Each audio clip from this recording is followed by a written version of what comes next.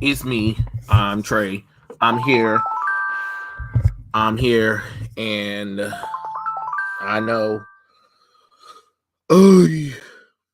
Mm, mm, mm. It's been a day, y'all. It has been a day or week. I don't know. However you want to go for it and stuff like that. Um, you know how it is. Dylan's coming. You know, he has to be fashionably late as always. We were both eating, but hey, it's um Trey in the chat sup. These swap spins are getting more and more annoying and retarded. Yes, they are. My Hero Academia is the best superhero comic book out right now. Is there any current runs or titles that can compare? No, no, not really. Mm-mm. Not in Japan anyway, not that I'm aware of. I haven't I gotta get back into my manga and anime. I'm gonna start doing that real soon. And I'll let you know. But so far, My Hero Academia is the closest we'll get so far. Unless you count like Japan making like their I know they got a few Marvel and DC mangas that are coming up soon or have already came out soon. I don't know. So that, but uh, it's whatever with that. Um, let's see. They did Henry Cavill dirty, and wasted his good time, and he's doing something for Warhammer 40K and Highlander. Honestly, Roland Dodge, I don't even know what the hell Warhammer is or Highlander, but sign me up. I'm following the man. I don't give a damn. I'm following the man. He's very charming. I watch everything Henry Cavill does. Um, so if I can't have him as Superman, I can have him as other things at this point. Let me see. Deadpool comics so far has been impressive. Oh yeah, Ian Rogers is back in Captain America book as well. Just hoping they don't mess his character up. Let's hope so. Cryptic. Does he call Steve and Sharon his parents? Because if they don't, I don't want him. I don't want him. I don't want him. Um, so far, Claremont's run on Gambit is impressive. Marvel's getting better, but not enough to get off my shit list just yet. Well, many names. First off, the Gambit solo run takes place in between the past. So even though it's a good run, it amounts to nothing because current Gambit is bullshit. So but it's definitely a good book. RPJ, what's going on? Fierce Apathetic Black Queen, what's going on? I wonder if I'm going to be the only one tonight that's in the defense of James Gunn. Yes, you are, Cryptic. I think you probably are going to be the only one, maybe defending him. Maybe I don't know, but I can't defend Gunn anyway, and I never agreed with Gunn running DC Studios in the beginning because prove to me Gunn has done enough where he can take over a superhero studio. None. You know, he y'all want to keep talking about his Guardians of the Galaxy, the Suicide Squad, his Peacemaker. First off, Guardians of the Galaxy was a movie that was in a successful film franchise, which means no matter what movie came out during that time was automatically going to be successful. So that's already out the window of excuses for that one because Guardians of the Galaxy Volume 2 was not good. Everybody said that movie wasn't good. But because, again, it was in a franchise that was successful, of course it made money. You know what I'm saying? The MCU was so successful, you could have put shit on the screen and called it a Marvel movie, and y'all asses would have went to go watch it and said, "Bravo, bravo! This was the best Marvel movie ever, ever." You know what I'm saying? So no, Peacemaker garbage. And then we find out that HBO was messing with the numbers to make it look like these movies were doing well anyway. So Hmm. Oh, of course, Cryptic. Of course, you like that garbage ass Guardians of the Galaxy Volume 2 movie. It amounts to nothing, just like Guardians of the Galaxy Volume 3 amounts to nothing. Oh, let's introduce Adam Warlock after the events of the Infinity Gauntlet. like as if he wasn't important to the role of Thanos. But sure. um, let's see. The Suicide Squad. It was a good movie. I'm not going to sit up here and say it wasn't, but the problem is that the movie was put into the same position that Black Adam was. We don't know where this movie takes place in the universe. So you're putting a movie out there, but y'all don't even want to admit if it's in the Snyderverse or if it's in its own universe, right? So of course the movie was going to fail. You know what I'm saying? You don't have the goodwill of the DC fandom to trust that. Why would I go and trust that? The fact that movie made less money than Wonder Woman 1984 and Birds of Prey, but yet you want to be like, yes, let's choose him to run our company. Get the hell out of here with that. And remember, wasn't he the one who agreed that Gina Carano should be fired? It's not cancel culture, it's consequence culture. But then when all his pedo jokes came to surface, when his pedo party, you know the little birthday party that he had for himself, where the theme was being pedophilia. Oh, we're not gonna talk about that though. But he's such an amazing director. Oh, yes. I love him. I love him. I love him. I love him. Yes, but he hasn't even proven. That he could do a mainstream character, because you know why? He even did an interview last year where he said he doesn't want to touch Superman because that is restrictive, because he can't play in that universe like he can with lesser known characters. You get what I'm saying? And then remember, he also said that he told his actors that do not read the comic books. I don't want you guys to have a reference for these characters because I'm doing my own thing with these characters. So yeah, oh yes, Gunn, I love you, you make so much good movies, yeah. Oh, sure. Like, and then half y'all dumbasses want to say, oh, Peacemaker is so amazing. Pick up his goddamn comic books. You and see how different Peacemaker is. Oh, it's a different universe. Shut the fuck up with that bullshit. It's Peacemaker's first time being brought to screen, a character that wasn't even owned by DC at the time, for a long time. DC got the rights after Crisis on Infinite Earth, right? And you take the character that another company built up, you put into your universe, and then you shit on it when you finally get an opportunity to bring him live action because the director doesn't want to have reference from the characters. He took the basics. He went to DC Wikipedia.com, looked at the characters, okay, sure, and did whatever the fuck he wanted to. You know what I'm saying? Just because a character is a Z-list character doesn't mean that you don't respect the character's history and lore. I don't know what the fuck is wrong with y'all. Y'all always want to come up with excuses about, well, this character wasn't popular enough. This character wasn't this. So therefore it makes sense. No, it doesn't make sense to goddamn change it. How the hell you think Superman, Batman, and Wonder Woman got popular? How you think Spider-Man got popular? Y'all talk the most stupidest shit ever. I'm so sick of that excuse about, well, those characters weren't that important, so it's okay. No, there are fans of these characters. These characters have been around for a long time. You're not going to sit up here and say, well, no, they're Z-list characters to you, but they're not Z-list characters to people who are reading the comic books. And then when people come against it, y'all want to try to defend the direction of these characters and then try to tell them, oh, you're wrong for feeling that way. How am I wrong for feeling that way? I know the character more than the damn director do, or the company that actually owns the character. And you're going to tell me I'm wrong?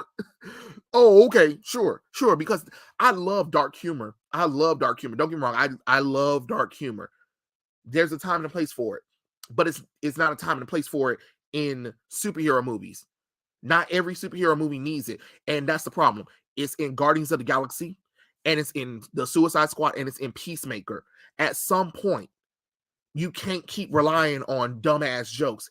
And on top of that, Gunn also said that he had them ad-lib a lot of stuff in the Suicide Squad and Peacemaker where the script wasn't even fully finished. Even John Cena said that.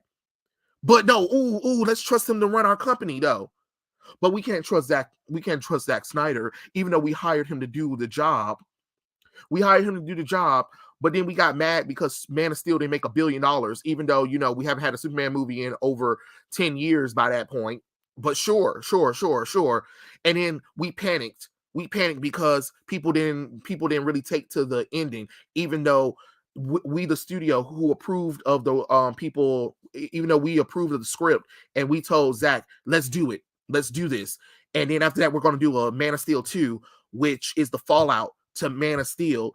And then we're going to get back to that. We're going to, Man of Steel 2 is going to show the consequences of superheroicness that Superman deals with, but also showing the hope that he brings to the world after understanding the consequences of his actions from the first movie. But no, we can't do that.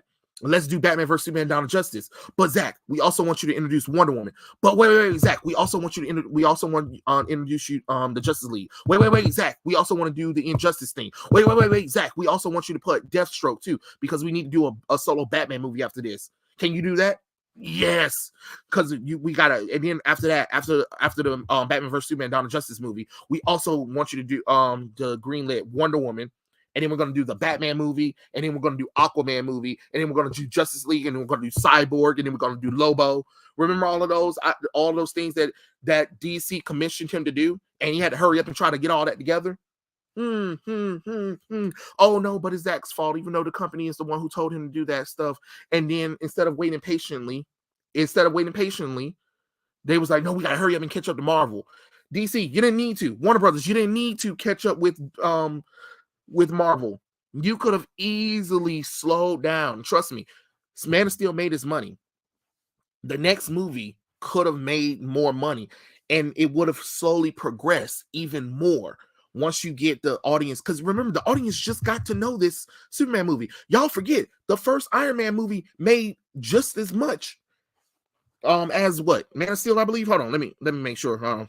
Hold on before I lie. But because I know the first Iron Man movie made some money, but let me Iron Man, I am Iron Man. So it was a budget for 140 million, and it made 585.8 million. Interesting. But you didn't see Marvel panic after that. Incredible Hulk didn't do well for them, and they didn't panic at all. They just continued with the movies. You saw how each movie got progressively better over time. It's called trial and error. You can't expect instant success. And that was the problem with DC. DC thought because they did these Batman movies that when they do a Superman movie, it was going to make the same amount of money. A Superman movie where you're just getting started with him, I don't know how to run business, but I know that was stupid. How could you have possibly thought that an origin movie of Superman was going to make $1 billion in its first outing? That is, you know,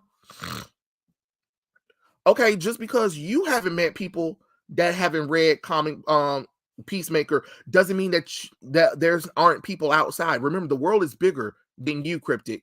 So just because you never saw somebody who read the character doesn't mean that person doesn't exist. I read the character, but I don't talk about the character like that because he's a character that DC doesn't do much with.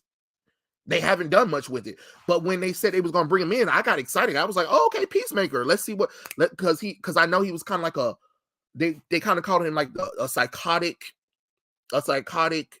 Captain America kind of thing. But don't sit up there and pretend just because you didn't see nobody who didn't read the character Peacemaker doesn't mean that there's not a person in the world who don't know that character. You can't make assumptions about yourself. Oh, I've been reading comic books for 20 years and I never know anybody who liked Peacemaker. That okay, but that doesn't mean that that people don't know anything about that character. That don't mean that nobody don't know anything about that character because there were people that was criticizing Peacemaker. So all those people that was on the internet criticizing that character, you know what I'm saying? Yeah, James Gunn described him as a douchey Captain America, but what I'm saying is every character in the comic books, trust me, a person read it because Peacemaker did have a solo run that ran for what I think close to about 50 issues, if I'm mistaken. So don't sit there and say that nobody didn't read the character. They might not be alive, honestly, because the character hasn't have a relative run since the late 80s, before the 90s, I believe. And he sporadically showed up in the 90s. But don't sit up there and say that just because the character is a Z-list character, that means that nobody don't know anything about these characters. Y'all didn't know anything about Guardians of the Galaxy. A lot of people didn't know anything about Guardians of the Galaxy. I knew about Guardians of the Galaxy, and when I saw James Gunn's interpretation, I said, "Holy fuck, these ain't the Guardians of the Galaxy." But I was just like, okay, they're changing a few things. Luckily, the movie was good. Thank God the movie was good. But there were so many issues with the first Guardians of the Galaxy. I can tell you that from the get-go. I had issues with the first Guardians of the Galaxy. You know what I'm saying? But again, that's like me saying, well, because the Guardians of the Galaxy wasn't well known, that means I should be able to go and change whatever I want with the character. No, that's not how that works. Here are your limitations. Here are the characters. Here is what they do. Here is what they are. Now, create a movie with the base of these characters and who they are, who their personality is, and make a good movie. You get what I'm saying? Because now a lot of y'all think that Peter Quill is a buffoon, and he's not. He was never a buffoon.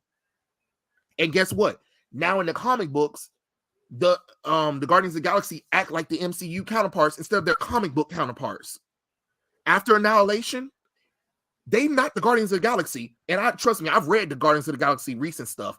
I'm like, holy fuck, they talk like the MCU. That is terrible. I'm sorry, Dylan. I done ran it for a little bit. How you doing, Dylan? I'm here. It's Friday, man. So, I mean, that's the most important part. It's Friday. So, cheers, everybody. Happy Friday, everyone. Yes. Happy Friday. Well, as you can see the title, Dylan, the DCEU is dead. And I don't know if you ever heard any of my I don't know if you saw my 2 videos that I made. Oh, I'm done. I am done. Oh, we're tapping out. I ain't got the energy no more, Dylan. Just like the MCU, I'm walking away. I wash my hands clean. I'm done. That Henry Cavill news felt like they just spit in my face and was like, nope. I was like, no, I'm good. Oh, give James Gunn a chance. No, fuck that. Kiss my ass. If you want me to come back, the studio gonna have to pay me to go to their movie premieres from now on, because I ain't doing it. No more. No, Dylan, how many times have I tried to make it work for DCEU? How many videos have we had where I've at least, like, I understood what I did. I understood everybody's hatred for it, but I was like, let's look on the bright side of some of this stuff, right, Dylan? I mean, yeah, you've definitely kept with it more than I have. I think because you've seen Black Adam. I haven't seen it yet, but I did just see that it just came out on HBO Max, so I guess I'll watch it like maybe later or something. Yeah. I mean, Dylan, they spit in my face and told me to continue to support them. Like, no. You know, I didn't watch your videos, but I just as soon as I heard the Henry Cavill news, I kind of had a feeling that would be your reaction. So I was like, that sounds about right. I'm like, no, I'm good. I'm out. I can't do it no more, Dylan. I tried. I held on to a little bit of hope because you already know the MCU was shattering my hopes halfway through phase 3. I was like, oh my God, what the fuck is happening? And then phase 4 came out and I was like, nope, done. And I was like, no, they still got the actors. They still got Henry Cavill, Ben Affleck, Gal Gadot. They got their trinity. All they got to do is just tell good stories with them. And fuck you. I said, okay. Okay. I can't do it. I'm done. I am done. Good luck with that new Superman gun, because you gonna need it, bro. You gonna need it. Hell, honestly, reading Henry Cavill's little Instagram post, it made me want to like figure out where the hell he was at and give him a hug. Be like, Hollywood don't deserve you, big guy.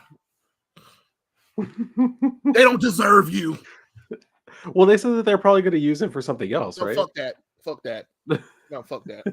No, fuck that. That's what I'm curious about. I'm like, so what do you see him doing then, James Gunn? And then James Gunn had nerve to say, "Oh, it's because of his age." Are you kidding me? Oh yeah, right. Because they were gonna go for like a younger Superman, right? Are you kidding me? Well, okay, if that's the case, I'll be old ass need to get the fuck up out of here. John Cena definitely need to get the fuck up out of here. He pushing 50. Like, no, come on, no. You lost your mind. You lost. I You mean, have lost your mind. So you're I'm being sure ageist.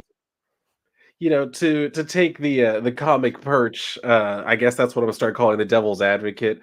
To take the comic perch stance for a second, I'm assuming it's probably because they want to make this a franchise thing, so they want to make sure they have a younger actor, so that way they can guarantee he's going to be in a bunch of movies and other spin-offs and shit. So it's easier to do that and guarantee that with a younger, probably less well-known actor who'd be willing to take on the role of Superman, knowing that that's probably going to be the main thing they're going to be known for a large portion of their career, if not their entire career, if it goes the He's way gonna be that they're hoping. bisexual. You think? He said a hip young Superman. Who's the hip young Superman that we have in DC right now? Maybe they just want to give him the exaggerated swagger of a black teenager. Mm-hmm. Because remember, it's a different universe. So if Superman does become bisexual, they were like, it's from the comics. It's from the comics. It's from the comics.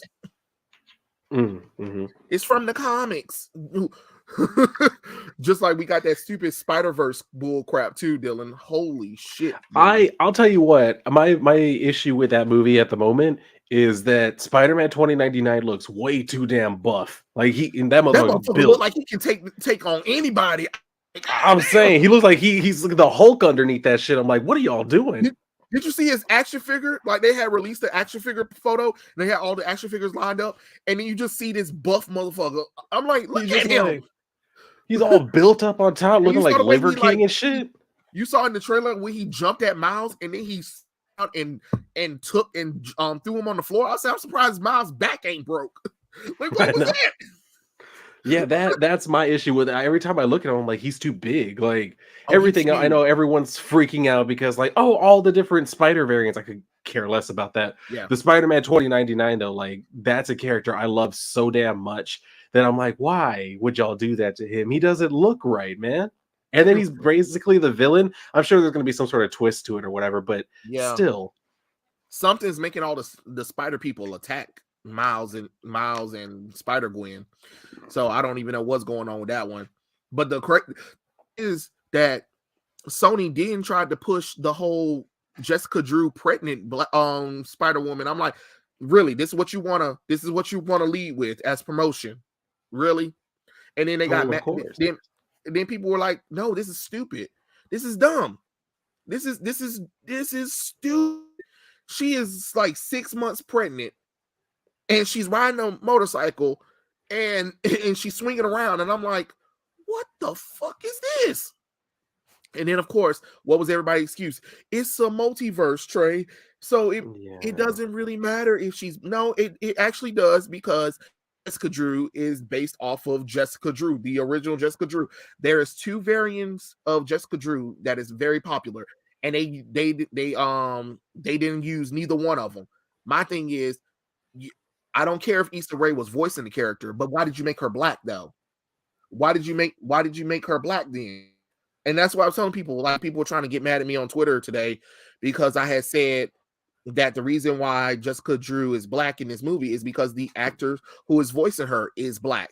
And it was like, that's stupid. Look at Kratos. Look at what Phil Lamar do. I'm like, y'all motherfuckers over here talking about anime and video games. Bitch, about a damn AAA Hollywood movie. It's the same thing. No, actually, voice acting in a motion picture movie is completely different than voice acting on television and voice acting for anime.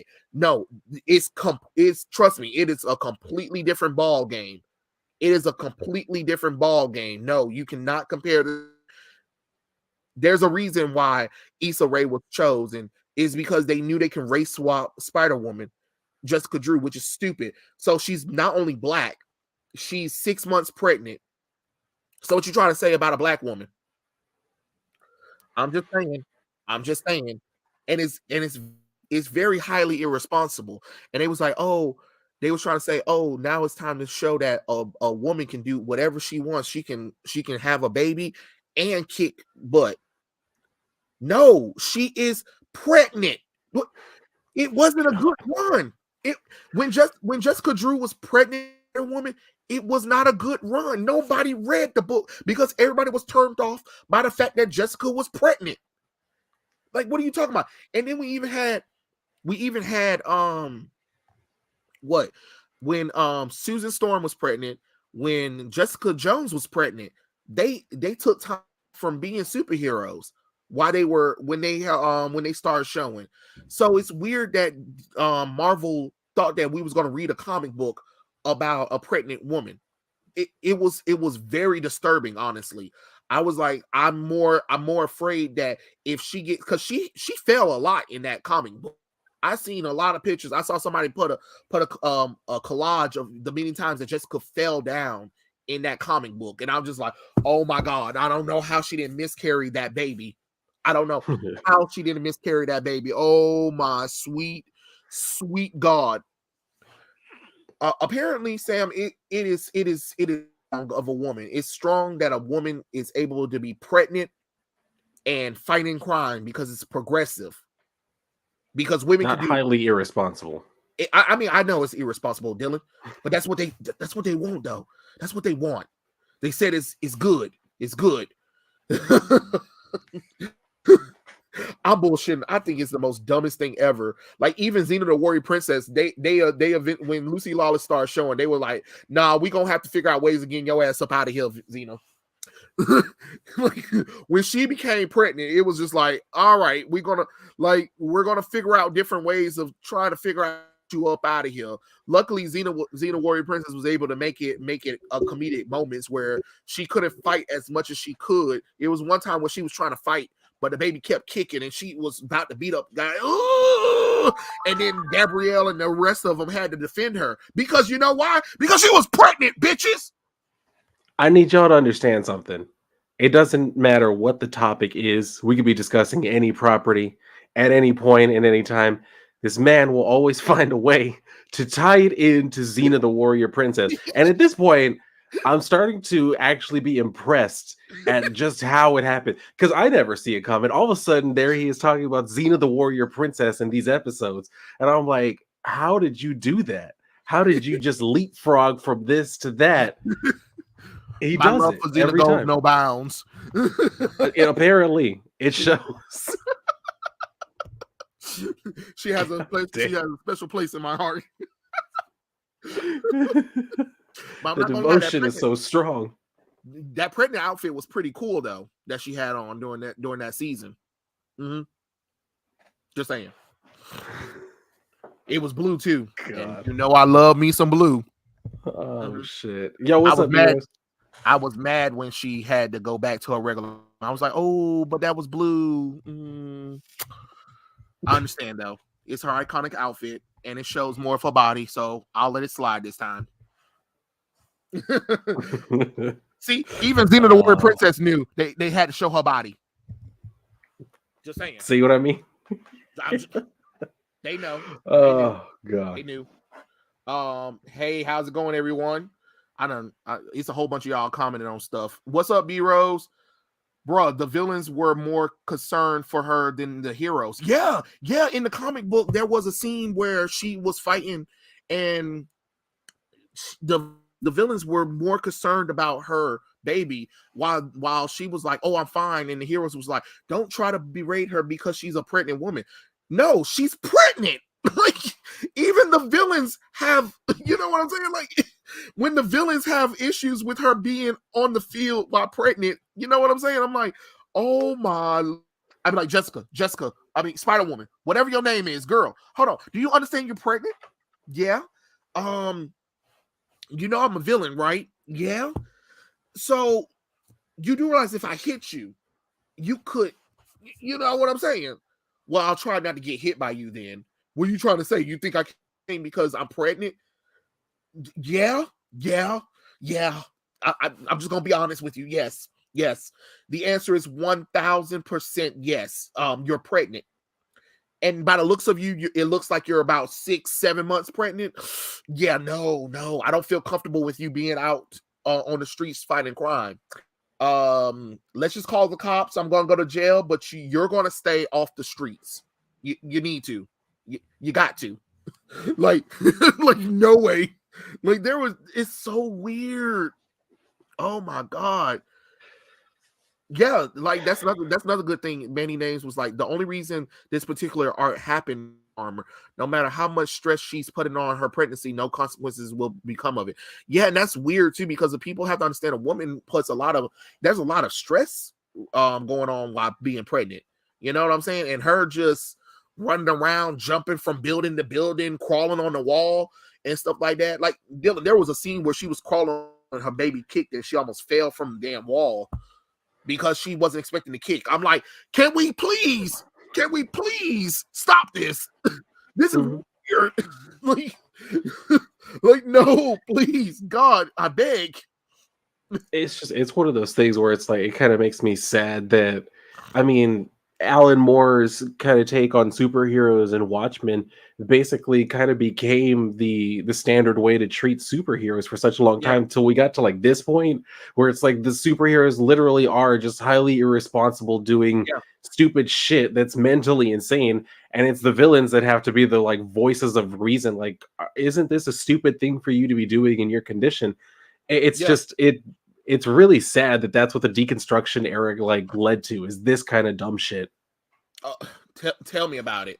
And then when she was heavily pregnant, they had told her, because she was fighting crime with Carol, and then she fell out because she got dizzy or dehydrated. I don't know, one or the other. And the doctor was telling her that you need to calm down with this, because you're pregnant. You shouldn't even be on your feet right now. Your feet are swollen. Your body is aching. Your body is telling you need to sit down. But she was like, no, I got to do this or that or whatever. And he was like, look, just because you're in, because they was on a alien ship or something like that, I believe. He was like, just because I'm an alien or whatever, you need medical attention. I forgot. I don't even know how the fuck her and Carol got to an alien hospital. I don't know. Don't ask me questions. I didn't even barely read the run. But she was after a criminal. And during the fight of the criminal was like, are you okay? And she was like, I'm fine. Like, the baby is coming. Like, water is leaking right now, Dylan. Her body is on extreme pressure, and she's trying to fight this guy. And it's the most dumbest thing ever. And then, so everybody's fighting. Like, there's a big old kind of crazy fight or whatever and stuff like that. Luckily, Carol's there to help out or whatever. She's going into labor. One of the villains that was trying to fight her was like, we got to deliver this baby now. She was like, no, it can't be coming. I want my baby born on Earth. And he was like, I'm sorry, the baby's coming now and stuff like that. So while everybody's fighting and shit like that, the villain and one of the alien doctors is delivering her fucking baby. Like, I was like, this got to be the most irresponsible piece of shit I've ever seen. And yet, guess what? The baby's fine. I was like, of course the baby's fine. Of course, there's no complications. And then guess what? She got right back up and defeated the villain that helped her deliver the baby. And that was it. I was just like, holy shit, this was terrible. This was god awful. Oh my god, I can't believe Marvel wrote this shit. Like, it's the most dumbest shit ever. You know, Ebony, I don't even know who came up with the idea of the pregnant Jessica Drew thing. Who cares? It's dumb. I think the best part about it is that because of what we're clearly seeing with this new Spider-Man movie, the Miles Morales one, is that Marvel looked at that. They looked at that terribly selling, just poorly conceived idea of a run, and they're like, you know what? That was a mistake. Our mistake was that we didn't make her black. We just need to do all of that again, but just make her black. That was our only misstep. Pretty much. That's it. That is literally what happened for real. Like, that idea is so stupid. Out of all the Spider-Woman arcs, out of all woman arcs to tell, that's the arc you decided to go with? Oh, okay. Yeah. I know something. That no. Not even when she was an agent of Shield or Sword. Nope. Like never. Nope. None of that. Nope. None of that was what they wanted to use. They were like, no, let's do the pregnant thing. Nope. Not even when she was dealing with that. What was it? A magic demon vampire or something like that. Look, Stan Lee was wild back in the day. The first issues that Stan Lee wrote of Spider-Woman, woof. Jesus. I mean, it's not bad. It's not bad. It was just something different. It had nothing to do with Spider-Man at all. Like, there was nothing spider related in that book at all. Like, Jessica was fighting like the most weirdest pieces of shits I've ever seen. I was like, okay, Stan Lee, you got to be on acid, bro. But that's what made her so different, though. That's what made her a different breed, though. Yeah, it was a different type of genre he was trying to go for with those stories, which I mean, not bad. He decided to try something different, which is pretty good considering that they were just trying to like get a trademark for any type of variation on Spider-Man. Yeah. And you know what's so crazy is that when they canceled it after issue 50, people were like, what the fuck? Why? Like, people was mad at Marvel for canceling the first run of Spider-Woman. And you know what's so crazy is I don't even think they even gave her a name the whole time in that book. I don't think she got a name until like the return of Spider-Woman is when we got a Jessica Drew. You know? Oh yeah, yes, Roland Dodge. They should have just went with Valerie, the librarian, if they wanted to bring in a black Spider-Woman, or Spider Bitch. I forgot about Spider Bitch. It is her. Look, y'all, it's her official name, but you know, it is. It is. It definitely is. That's canon. It's in the comics. Yeah, and she's the granddaughter of Spider-Man. So, you know, see, that's how you can be diverse. Peter Parker's granddaughter from the future comes. And who are you? I'm Spider Bitch. Who are you? Oh, yeah. When she said, and when I read it, I was like, oh, okay. Had me clutching for my pearls. I was like, oh my. That's what you refer to yourself as? Spider Bitch? Oh, okay. I was like, you kiss your mother with that mouth? I don't like my mother. Oh. Okay. Oh my. And I definitely hate my father. Coming on awful strong. Yeah, right. Faith, Spider Bitch is the granddaughter of Peter Parker from the old man Logan timeline.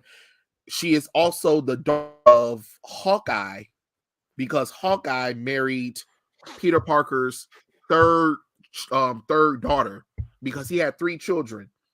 How one of them is black, I don't know. But okay. And Flint, and you know what's so funny is Hawkeye is older than Peter Parker. So okay, sure. Like, just wow. What a world, right, Dylan? I was like, wait, hold on. Wait, hold on. That's Peter Parker's granddaughter. Peter Parker's daughter is black, and she's his third child, and she's married to Hawkeye. There's a big age difference here. When I was trying to work it out, I just saw like that whole thing where you just see like mathematical equations just like flying through the air and shit. Yeah. That was me trying to figure it out. Yeah. The black Spider-Woman they could have used from the comics were Spintress, the Disney Princess one, hell no, in a body bag. Spider-Woman UK. Sure. If you got to. But I think it would have been more interesting to use Spider Bitch.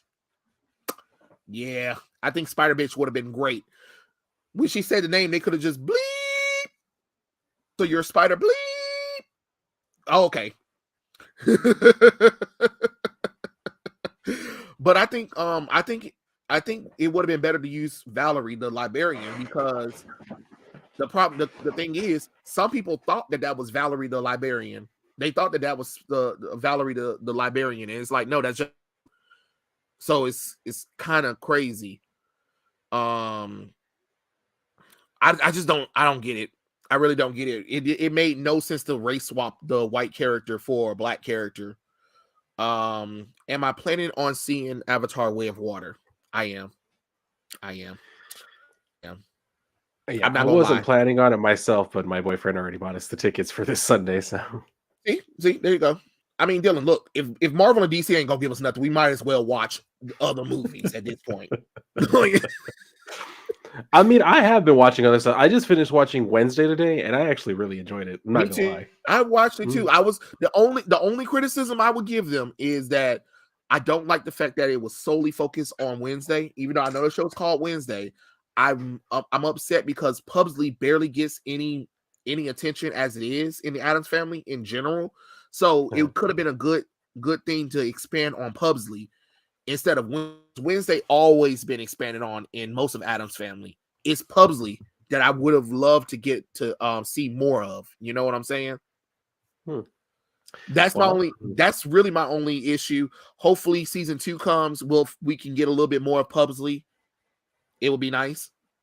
And that I enjoyed it, and I enjoyed that damn Wednesday dance, boy. I was like, I don't know why this brings me so much joy. It shouldn't, because it's the most awkwardest dance ever. But I'm like, hold on, I gotta watch it again. It's the fact that she really committed to it. I'll give her that. Yeah. She really said, "I'm doing this, and I'm going to sell it as Wednesday," and she did. So I mean, yeah, and the fact that the bitch didn't blink the whole time is just amazing. Yeah, kept a straight face through the whole thing. Like that's impressive, especially considering like she choreographed it herself, just dancing to it like in a room alone. To do that in a room full of people, that takes some balls. Yeah, that's what I'm saying. It's crazy, honestly. I was like, okay, but I enjoyed it. I enjoyed that little weird ass dance. I was like, okay, Wednesday. And I've never seen they subverted my expectation with Edith, because I've never seen a fucking pretty werewolf before.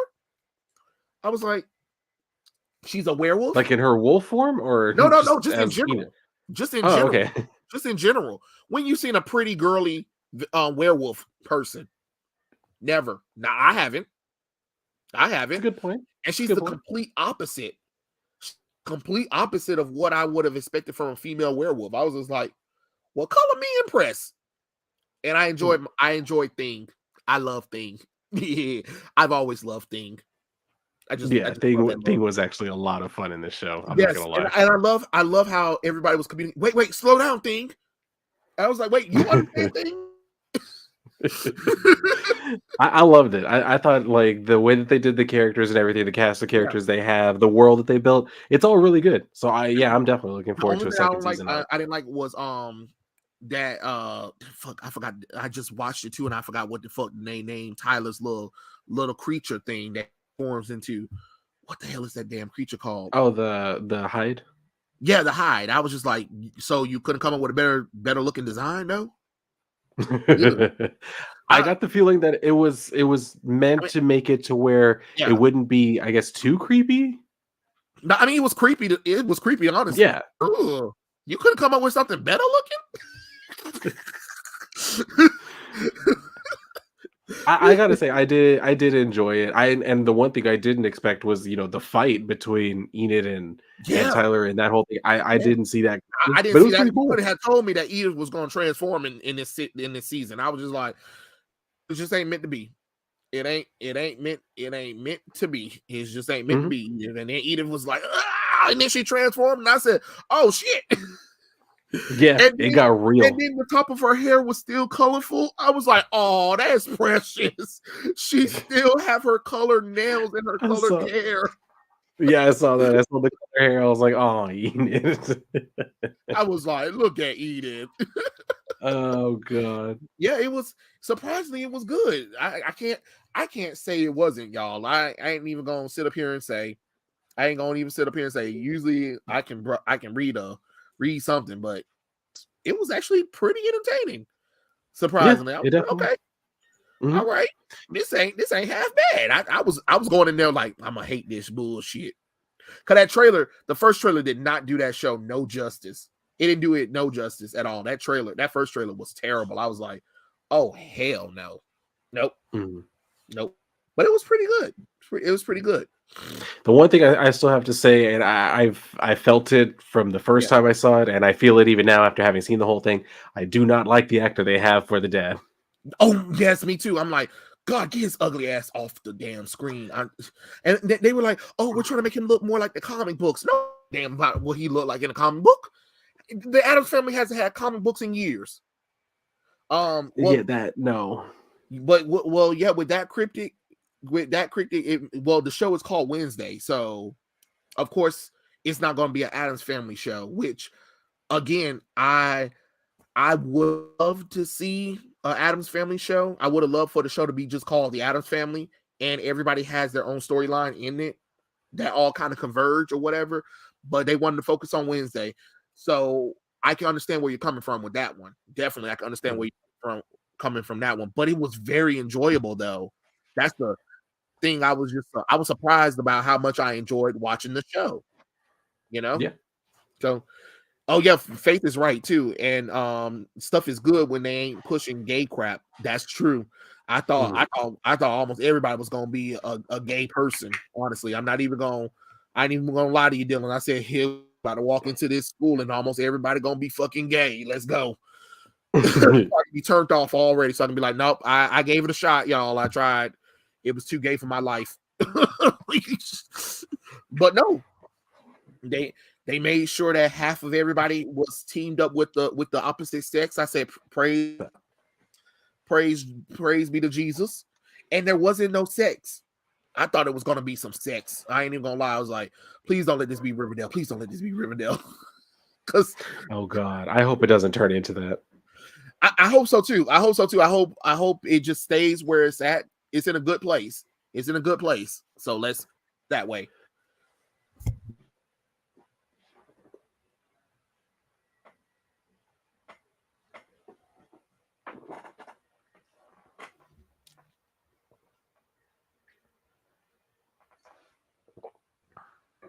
Hello. Okay. Am I back? Hello? Yeah, what happened? Your microphone went out? Yeah, it said my microphone was unplugged. Oh shit. Okay. Yeah. Netflix, don't mess up season 2. Don't mess up season 2. Do not add any political bullshit. Whatever Tim Burton's doing, let him have it. Let it. All right? Because it's working. It's working. It definitely worked on this. It's very critical. It's working. All right. I liked it. Anyone saw that Barbie teaser? No. Although I did see the I saw like a picture of it of Margot Robbie where she's dressed like in the original Barbie swimsuit that she had, like the black and white stripe. let me show you the Barbie teaser, because what the hell is that? I think it's canon, but it's actually a hoodie. The reason why it looks weird is because every design that's on this hoodie is from a t-shirt I used to have. I just cut them all out and then I put them on with fabric glue. So you got like the Mortal Kombat, I have Diablo 3, I have a panel like the last page from Killing Joke, and then on my back I have Golden Age Green Lantern. I don't know if you can. All right. I cruise through the city and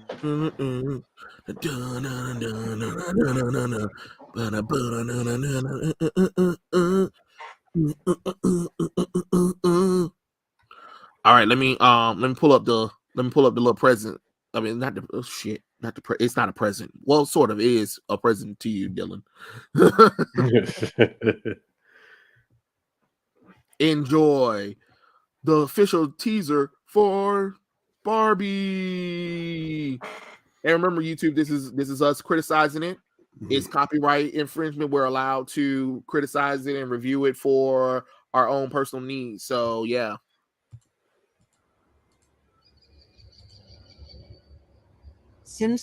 What a way to introduce Barbie. Look at that. It look like Lion King right here.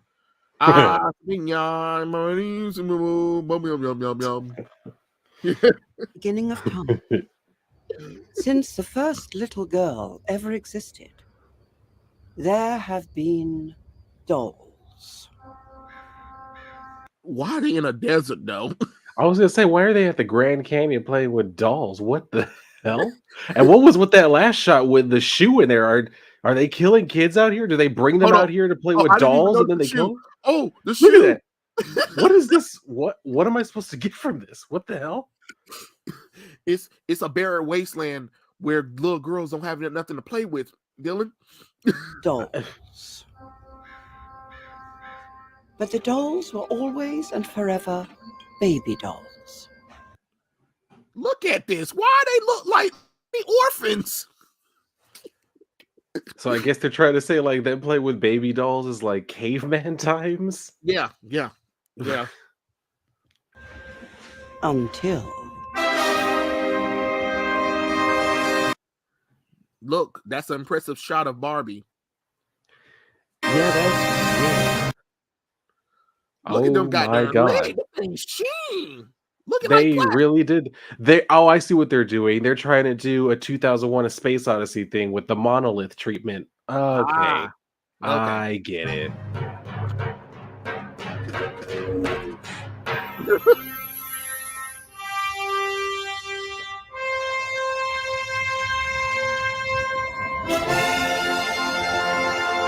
Nuh-uh. They even got her foot. They even did her foot correctly.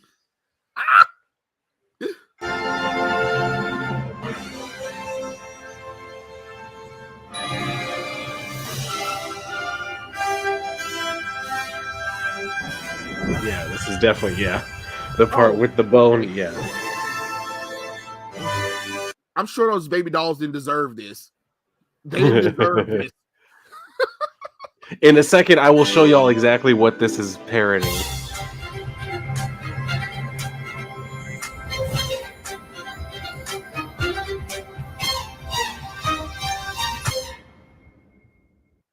Whatever you do, Dylan, don't let your boyfriend buy you the tickets for this. Yeah, I'm not trying to go see that. Be like, I got us tickets. Why?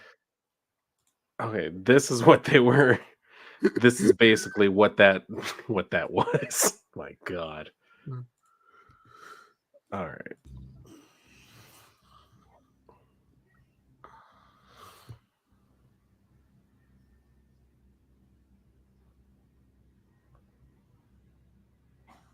It's been a long time since I've seen A Space Odyssey. Mm-hmm.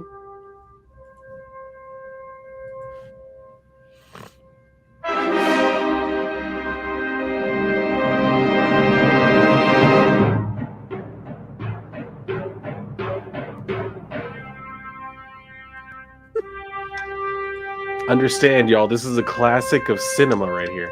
I actually do enjoy this movie, but it's a complicated watch. Yeah. They say everybody should watch it at least once. Oh yeah, it's a good movie for that. It's been a long time. I'm not gonna lie though. It's been a long time since I've seen it.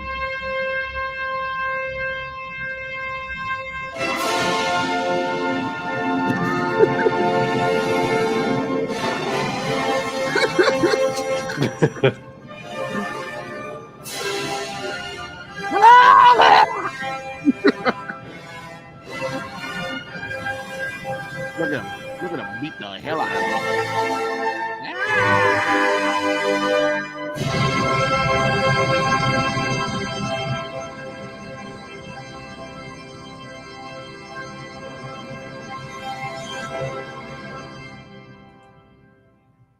I mean, what's funnier is that that's just a dude in a monkey suit. You know what I mean? Like, yeah. Back in the day when we didn't rely on CGI. Yeah, when they did everything practical effects and shit. As much as possible, they can. Those baby dolls don't deserve destruction. And many names. This is pretentious as fuck. Heard of the song "3 Big Balls" or "4 Big Guys" by the what? What the hell is you talking about, Roland Dodge? Hold on, let me pull it up on the thing. That's not a thing I've ever. What is this? That sound like they made Roland Dodge. You make this word. No, I have no idea what that is. Digga bar gay rapes. What? Dig bar gay raps? What? Why? What is that? Why is that a name? What? Jesus Christ. No, that's I can honestly say I have no idea what that is. Oh, Dylan, did you hear Donnie Glover is going to star in a Spider-Man villain movie based on Hypno Hustler? Yes, because Hypno Hustler is such a popular Spider-Man villain. When was that announced? Today. Makes sense. We are getting El Mamutro by that baby doll guy, whatever his goddamn name is. I saw a clip of him performing. I said, "Oh hell no, over your dead." Oh, Bad Bunny. Yeah, he's supposed to be whatever. El Whatever. Muerto. I don't know. I don't know what that was, Dylan. I don't know what that was. I was scared. I'm still trying to understand why they're hiring a Puerto Rican actor to play a Mexican character. I don't know what that was, Dylan. I don't know what that was. I was like, oh, Look, was 10 seconds for me. I said, nope. This ain't for me. Margot Robbie looks good in this. Yeah. I mean, it's Margot Robbie. So, true. You know. And it's a Barbie movie, so she better. Stone Age? Look, Ebony said, is this the Stone Age, right? Why are they dressed from the 1930s? I'm just trying to understand, like, what exactly is the movie even about? Like, I wonder if it's a musical. Like, is it? I don't know. That's what I'm saying. I don't know. Like, there's no information on it. Like, I don't even know. And it says, they should Barbie movie as an opportunity to have Kent dominate the film, so they could bring in the male viewers as opposed to a female dominant audience. You know what? That makes sense, Cryptic. That makes sense because what's going to happen is if the movie fell at the box office, you can't blame guys. The movie's called Barbie. What guy you gonna know? Yeah, hey, Dylan, let's go and watch Barbie. What? Yeah, that's why I'm also just I don't with a character like that. I'm like, for a live action movie, like, what exactly is it that you can do? Because like the only thing that you have to go off of reference wise is the Barbie animated movies, which I don't think this is going to be anything like any of those.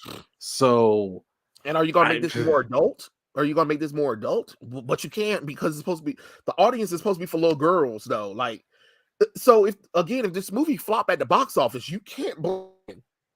Because why would we go and watch it? What is there for us to watch?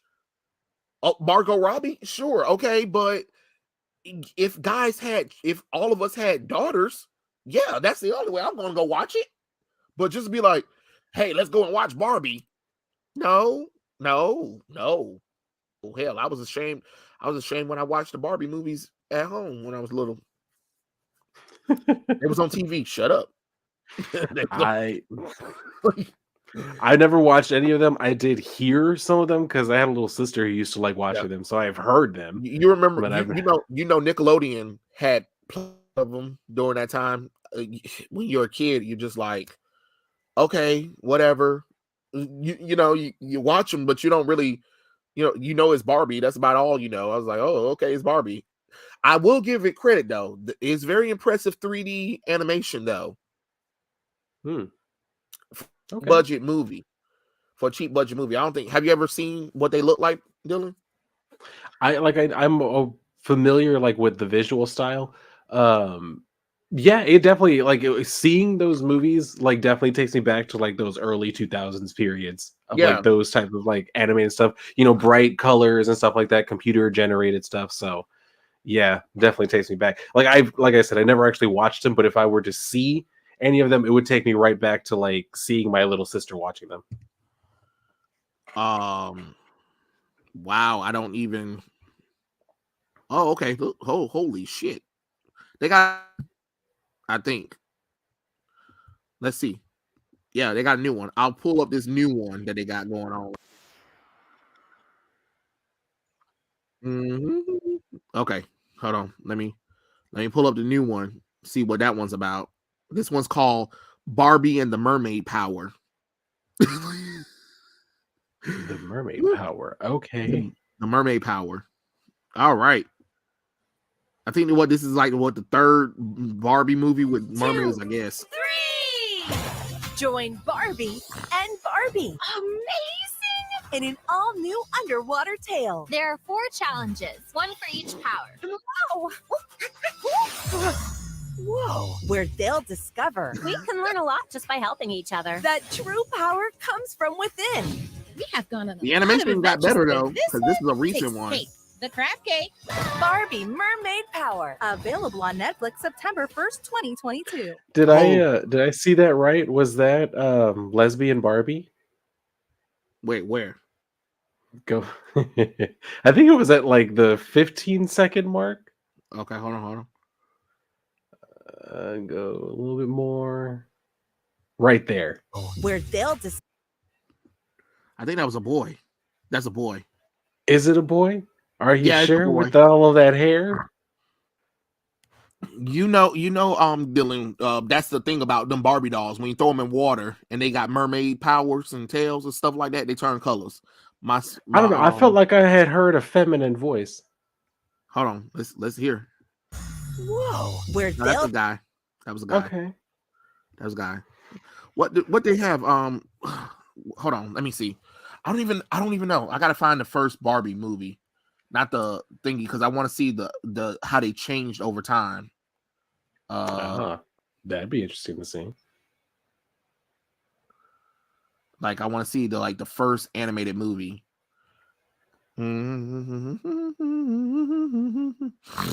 Okay, list of Barbie movies. Which one is the first one? The adaptation and plot test. They said the plot test. God dang. Yeah, that sounds like it would be the first one. Okay. All right. Barbie in the Nutcracker is the first ever time they did this one. Let's see if it holds up. What the hell? Oh, look, they're gonna go. All right, Nutcracker, but okay, what is Barbie one at? All right. So here is the first At Take movie. 5, you stay in your car because we're faster than you think. Yeah, the first Oil change animated is done. one. That was so fast, I didn't even. Oh, my poor Nutcracker. I remember Don't this because worry, I Clara. love the Nutcracker. Like that's I one of my just favorite stories. would. That's why I have a Nutcracker You know? collection. So I You and remember my I sister know watching you're much this. more than that. Whoa, this thing looked like cutscenes from a PlayStation 2 game. Yeah. Prince Eric.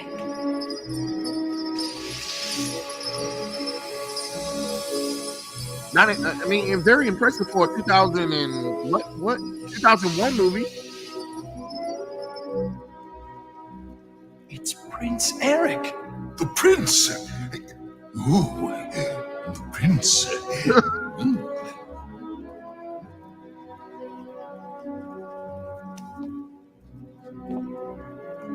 Now look at them arms, Dylan. They move like Barbie arms.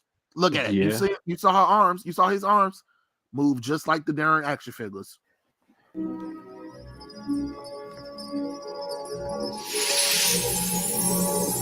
That hair is stiff too, girl. You need to talk about that hair.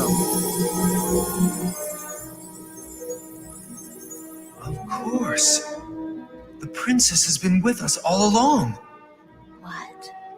Yep. So that was the first one. But so I guess it improved over time. Yeah, it got better. I think it improved over time. What do you think, Dylan? Yeah, I would definitely say so. I mean, yeah, that was good for the time that it came out, but yeah, Mhm. they've gotten a lot better. I don't know who handles the animation now or whatever, but they definitely improved.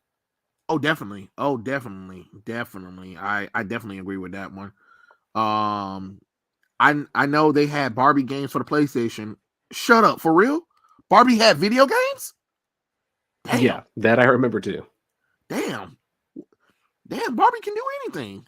I ain't gonna lie, I didn't know. I don't sit up here and lie. I knew Barbie had movies. I knew she had clothes and dolls. Yeah. I didn't know she had video games. Honestly, Dylan, did you like the live action Nutcracker? So I actually still have not seen it yet. The year I remember the year it came out, we had plans. Because my boyfriend's mom also wanted to go see it, so we were gonna go see it in the theaters. We didn't get around to it, and then we just kept making plans to watch it at home. and we still haven't gotten around to it. So I might watch it this year since it's Christmas anyway. Darson said I watched Barbie version of the Nutcracker, Princess and the Pauper, the Swan Lake, etc. as a kid. No joke. I remember the Princess and the Pauper one. Yeah. No joke. It was a weird moment back then, but a moment nonetheless. That's what I'm saying. Like, it was just on TV, and you're just like, oh, okay. So much for that watch girl stuff thing. It was on TV. Like, back in the day, y'all they swear up and down boys and girls and just look. Back in the day, like my mom and them grew up with, you only had one TV. Saturday cartoons come on. The Saturday cartoons boy thing would come on, then a girl thing would come on, and y'all had to sit there and watch it. It's kind of the same thing in the 90s. Whatever was on TV, because we didn't have that many channels back in the day. Up until like the 2000s is when the cable came and stuff dealing. And even then, it was like 62 channels. It wasn't even that much channels when we growing up. I don't think until close to high school is when we got like more channels. But anyway, whatever was on TV for children, that's what it was. You know what I'm saying? So Barbie was part of that. They knew that's how they got everybody. Yeah, that's true. That's how they tended to see if something was actually going to catch on with kids or not. Yeah. Anyone here seen the interview with the vampire TV show? From what I've seen, it's not great. I didn't even know it was happening. I ain't even gonna sit up here and lie to y'all. Yeah, I haven't watched any of it. There's a movie. Why would I want to watch a TV show? I don't care. I bet you they probably race swapped everybody. I bet everybody fucking each other. So, who cares? No thanks. I'm good. I only remember watching the Barbie movie when she was an artist and a princess. Shit, cryptic. Yeah, I think that's Princess and the Pauper, isn't it? No. Hold on. I think I know who you're talking about. Hold on. Let me see.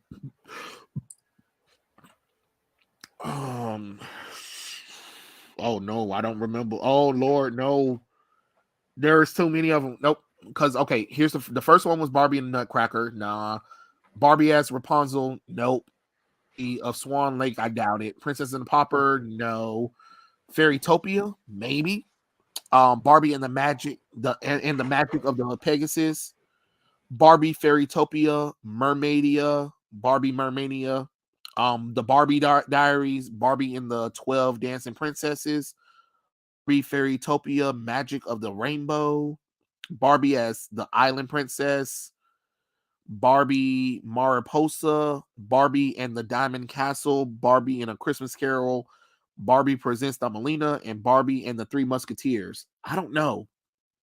I really don't know. I don't, but I know that sounds familiar. But I couldn't tell you.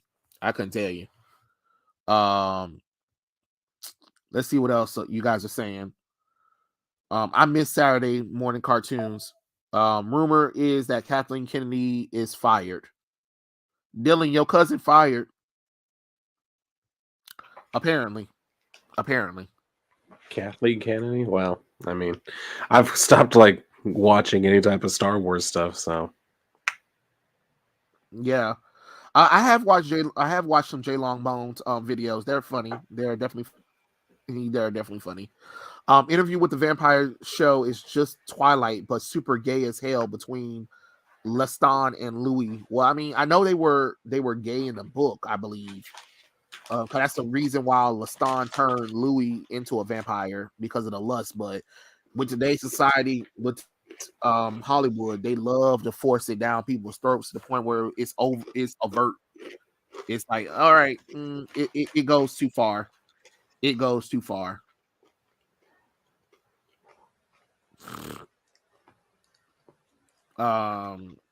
Yeah.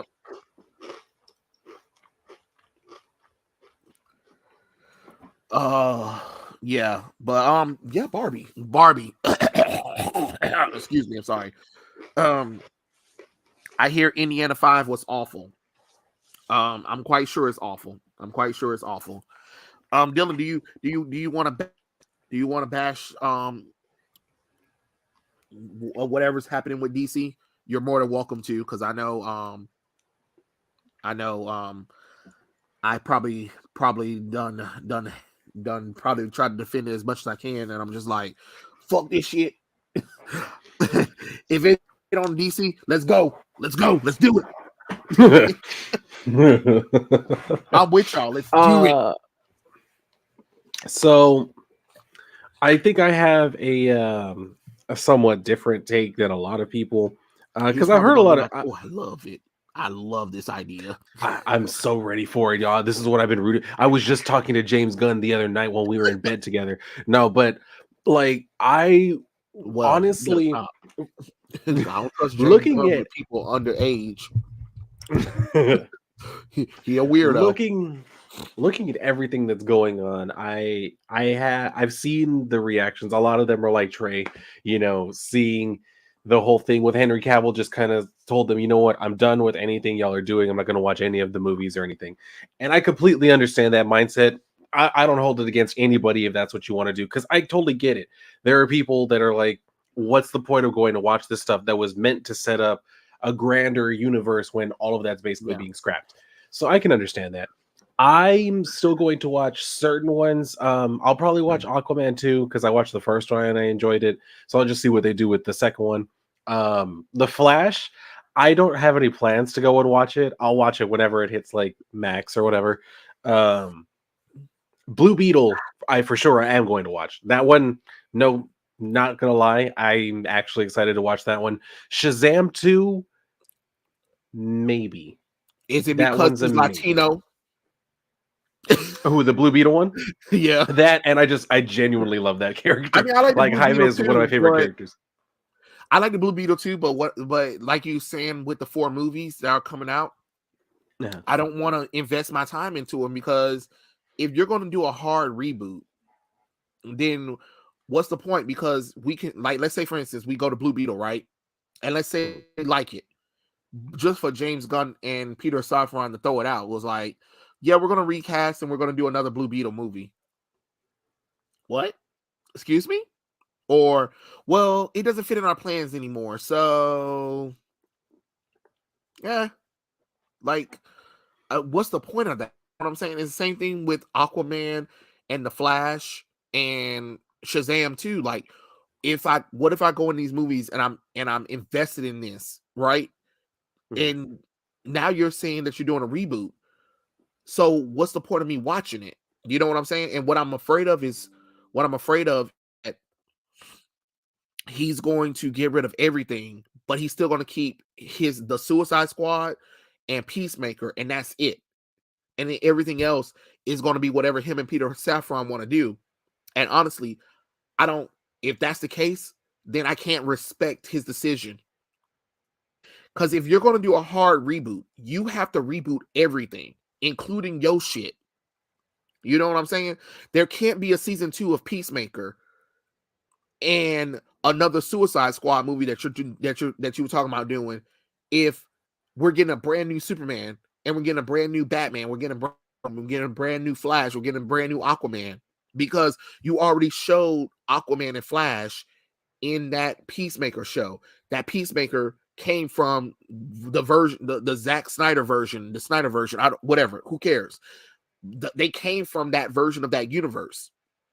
You're not going to be like, oh, we're going to do a reboot with the Flash, but we're going to keep all of the actors that James Gunn introduced in his movies, but we're going to get rid of all the actors that were cast from the Zack Snyder stuff. It don't sit well with me. If you're going to do a reboot, you need to go fully in. Everybody replaced. Everybody has to get replaced. That's literally how you have to do it. That's all I'm saying. Because if you don't do it, people are not going to forgive you for that Superman fiasco. Because people was like, oh, well, it doesn't really matter. It only matters when the show up. So you're trying to say the fans who are upset that Henry Cavill isn't coming back as Superman aren't real fans? Oh, okay. You're going to eat those words like Marvel ate them. Y'all keep thinking that y'all can make whatever movie the fuck y'all want to. Y'all think that the fans' input don't matter. Okay, sure, fine, right? Because what I'm saying is, Marvel thought that they could keep continually do whatever they wanted with these movies and ignore the fandom. And what's been happening? The merchandise ain't really selling that well. They can't really rely on international box office like they used to make these big budgets. People are walking away from all of this right now.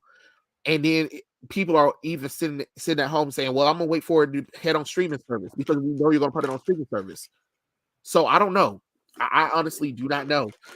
But fuck up and find out. Fuck up and find out, James Gunn and Peter Safran. Y'all keep thinking. Remember, the MCU, everybody thought the MCU wasn't going to be unbreakable. And it crumbles. It is crumbling right in front of you. But okay, continue to be stupid if you want to. I'm just being honest. I'm being honest with you. Because some people was like, oh, it's whatever. Who cares about Henry? Like something, because I saw one person was like, oh, well, it's just Snyder Bros being upset. No, the internet in Hollywood was just like shocked. Even Hollywood was like, whoa, we didn't know that they was gonna do it. And then when James Gunn was talking about, well, we didn't know, we weren't there when the DC studios Henry Cavill to come back. Yeah, you were. You were announced as the CEOs before the Rock's movie came out. It doesn't matter that the Black Adam movie was finished before you guys came in. You knew the studio had told Henry Cavill to come back and announce his return. So there's no excuse. People are still going to blame you. And what's going to happen is his Superman movie better be the most gorgeous thing in the world. It better, the person who plays Superman next, he better have the most delicious, scrumptious physique. He better look like a walking, breathing Superman. That's all I got to say. And you better put him in a good suit. Because if you don't put him in a good suit, I don't know what to tell you.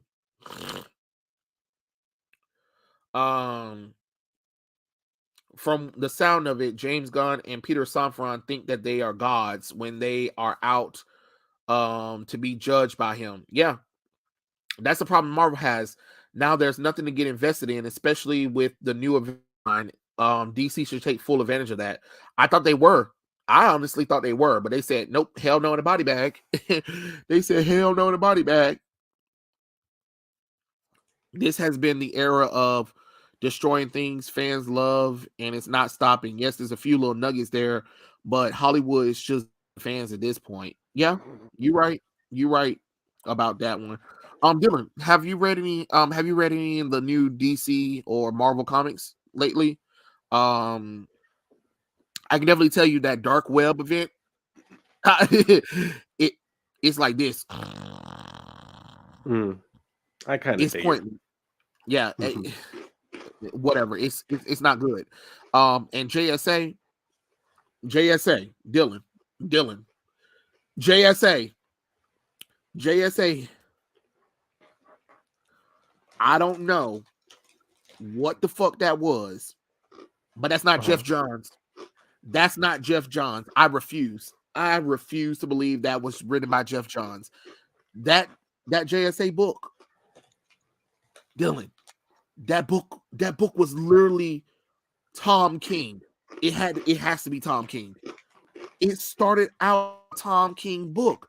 I was like, wait, is this a continuation of Batman and Catwoman? What is this shit? No, I refuse. That can't be Jeff Johns. That can't be the same Jeff Johns who gave us an incredible, what was it, 2006 all the way to 2011 JSA run, I believe, in the past, Dylan. I don't know. Did you even read the 2002 run of JSA? Oh yeah. You liked it? Because I didn't. I was like, this ain't Jeff Johns. This is literally Tom King, and y'all done tricked me into reading this bullshit. Oh, this one, this new one. No, I have not read this new one just yet. I have not had the time to catch up on my comics in a minute, so I'm going to. I have a stack of shit that I need to read through. If you read it, I'm telling you, it reads like Tom King. It reads like Tom King. Yeah, I don't know why most of the JSA members are dead already. So you start off the comic book, Dylan, where the only people who are alive from the original JSA is Power Girl and Huntress. Okay. All right. Okay. All sure. Right. And then they recruited some legacy, some characters that I don't even give a damn about, some villains. Solomon Grundy's on there. The ghostly gentleman is on there. Icicle Jr. is there, and I'm just like, oh, what the hell is this shit? And then Catwoman and Huntress are at odds with each other. Then there's that stupid snow globe with the Dr. Manhattan powers, and it sent Huntress into the back into the past of JSA. I guess in another universe. I don't know, Dylan. It's God. I wish you could just read it right now so I can get your opinion. I don't know. I don't know what that shit was.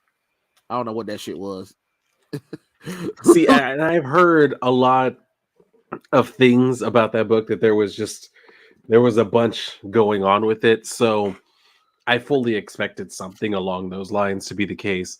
Yeah, I'm gonna have to read it now for sure. I'm gonna have to bump that one up on the list.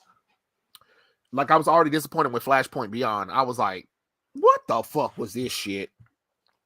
Yeah. Like, what was that? Please explain to me what was the point of that book. Because I felt like I wasted my time reading it. I mean, that's basically all it was. It was, I don't know. If there's some plan to make any of that relevant to some grander thing, I don't see it. I that's the problem, Dylan. I was like, what is the purpose of this damn book? Who fucking knows? And guess what? Guess what, guys? The Watchmen are returning. Yay! Because at the end of the book, she said that mysterious girl was like looking at a vault with some kind of cat thing, and she was like, "It's time for us to find the Watchmen." I was like, "Oh fuck, here we go again with this shit."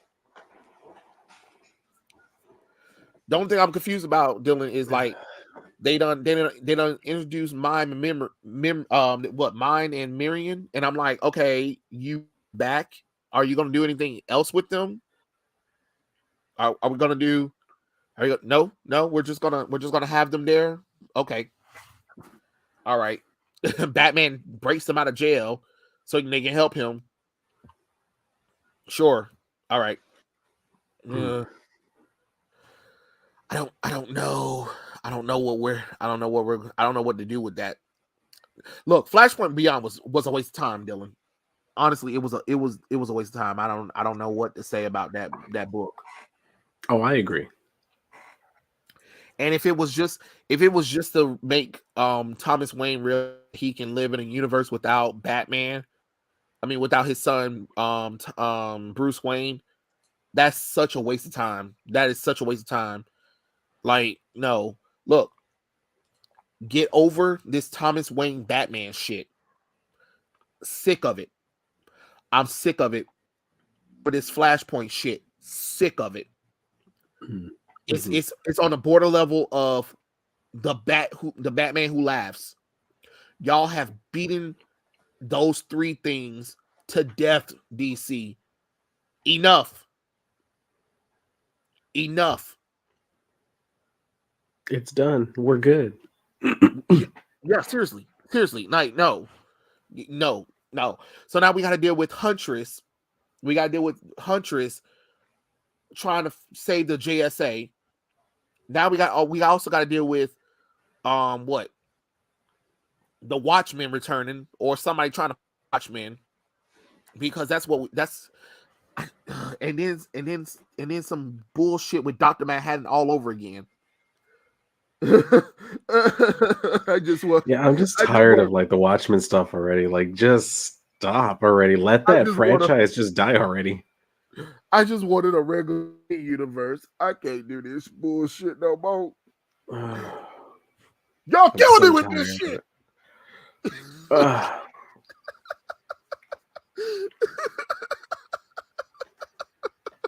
No. Roll a dodge. Watchmen should have been a 1-8. It doesn't even matter. They could have brought back Alan Moore, and I still would have been sick of the Watchmen. All right, I'm sick of it. I'm sick of the Watchmen. I'm sick of Flashpoint. I'm sick of alternate reality versions of Batman. I'm sick of it. I'm sick of it. That's what I'm sick of. I'm sick of that shit. All right. I'm sick of the gay Superman. I'm sick of the gay Robin. I'm sick of every goddamn character being gay at this point. Like, I'm sick of it. Like, there is a new character every goddamn week from DC and Marvel coming out the closet. You're like, this is unprecedented. Pink, Jesus Christ, I'm sick of this shit. Someone get someone who freaking cares about the DC universe. Damn.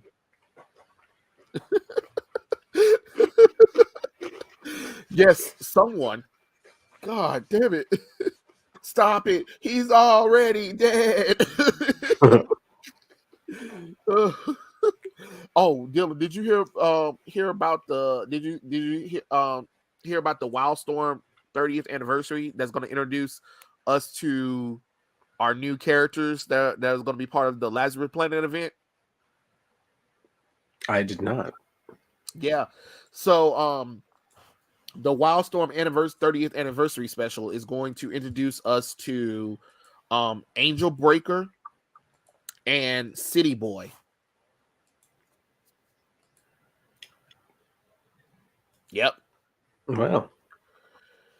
Yep. Oh, and a Dark Crisis tie-in event. It introduced us to Red Canary. Oh, she's a fangirl who loves Black Canary, can't really fight, but decides to put on a red domino mask, red a red jacket, and red pantyhose leggings. You know, those the ones that Black Canary wear. And then she found some red skirmish sticks on the ground, and then Robin asked her, "Do you know how to fight?" No, not really. So what the fuck you here for, bitch? Well, someone needs a Black Canary because Black Canary's dead now, and I'm decided to step in. I see anybody's being a hero today, huh? Like, this is how you know it's stupid. And then City Boy, oh God, his power is so stupid. He can literally communicate with cities, Dylan. Oh, okay. Yeah. As long as he's in a city, he can move around the city freely. He can control the city because that's what we want. Mm-hmm. Doesn't that sound interesting? Oh God, I completely forgot that they were trying to do something again with the Wildstorm characters, but every time they try, it never goes. It never goes right. Nobody knows how to handle those characters. Yeah, because they're trying to tie the Wildstorm characters in with Batman stuff now because what Wildcats are supposed to go against Amanda Waller in after the Wildcats book. The new Wildcat book that was terrible, that had that terrible variant cover that everybody was like, what the fuck is this shit? So after that run in, well, no, it's not ending. They're doing another Wildcat book, but it's going to be Amanda Waller versus Wildcat. Then after the Wildstorm anniversary special, they're going to do a Wildstorm book where the Wildstorm team comes back. And a lot of it's going to be tied to Batman and the Lazarus Pit. And I'm like, of course, let's tie everything to fucking Batman because reasons. And you wonder why Superman and Wonder Woman didn't make $1 billion at the box office. Stupid. I'm just being honest. There's another gimmick. I'm tired of the fangirl superhero. Yeah, it's dumb. It's dumb. Yeah, that shit's annoying too. Yeah, Blue Wind said Alan Morgan kick rocks for all I care. For being such a numbskull. That's true. Black Adam is currently being handled by Christopher Priest, and he has a feud with Batman. Honestly, Sinclair, I gave up on Black Adam after issue number 2. I said, no, I don't like where this is going. Bye. I'm out. Mm-hmm. Yeah, they screwed up the Wildcats. If you read issue number 1, you're like, where is the Wildcats at? Nobody's in their iconic costumes at all. Like they're playing it safe with the characters, and it's just like that's not what we want. Jesus Christ, for fuck's sakes. And what's the other team? What was the other team? That's Superman and the what? Cause they was in the Action Comics. What was that goddamn team? I feel like I should know this team, Dylan. You talking about the Legion of Superheroes? No. The other Wildstorm characters. What was it? Hold on. Superman and the authorities. The authorities. Oh, the authority, yeah. The authorities. That's another Wildstorm team and stuff like that. Yeah. Many names they have squandered all of the characters that they've owned. Look, ever since 2011, when DC did the New 52, they have squandered all of the characters that they brought from other companies, doing better pre New 52 than they are now. Yeah. It's just kind of what they do. It's what they're used to doing with stuff that they kind of acquire now. You know what I mean? It's like their go-to. Just start throwing shit at the wall and hopefully something will. Yeah. Dylan? Oh no, somebody kidnapped Dylan. Dylan! Dylan! I'm sure he's gonna get back. He's gonna get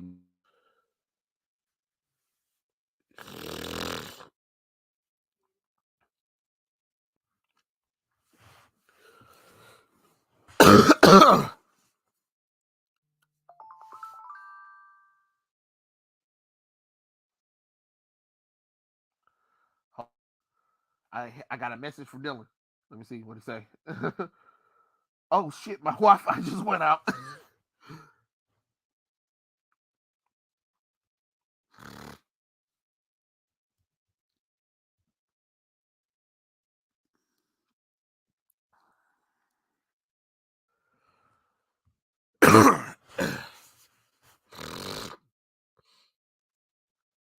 No, he didn't get taken out by a serial killer. I think it's bad weather we've been having today. They saying that there are outrages in the area. Damn.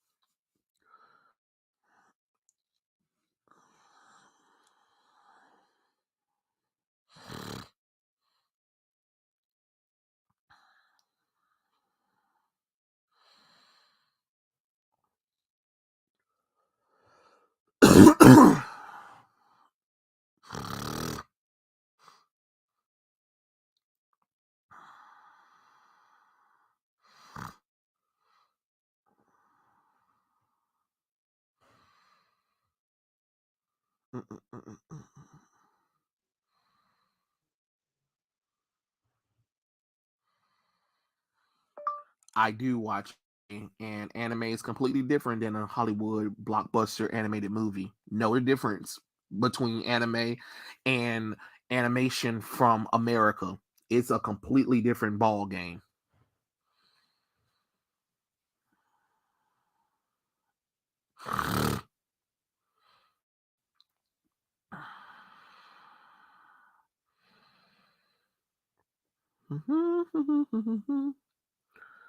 How did I get off get kicked off this? Now I'm co-hosting.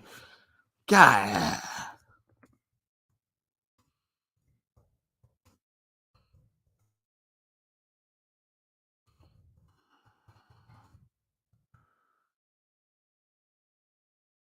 Okay.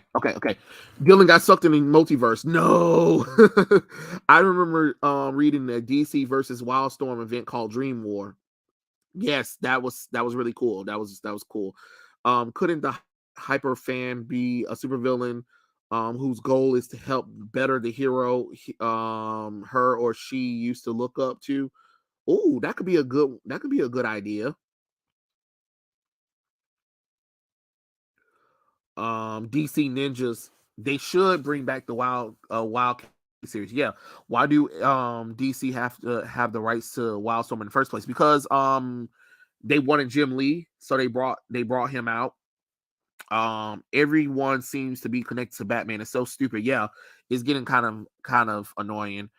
Black Adam was only dead for one issue, and they brought him right back. And his descendant, Malik Adam, helped revive him. I don't care about Black Adam without him dealing with anything with Captain Marvel. I don't really care about Black Adam. I don't want them to try to make Black Adam a hero or anything. I want his ass to be the jackass that I love him to be.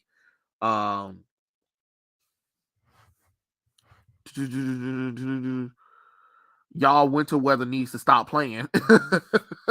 Oh yeah, My Hero Academia is getting a live action Netflix adaptation. God damn it, Japan, stop giving live action adaptation to US. You already pay enough for war representation. This is how horror shows start. Tell them to keep the machete shotgun nearby. Even my phone is running slow as balls. God damn, Dylan. Okay. Oh Lord. Okay. Let me see.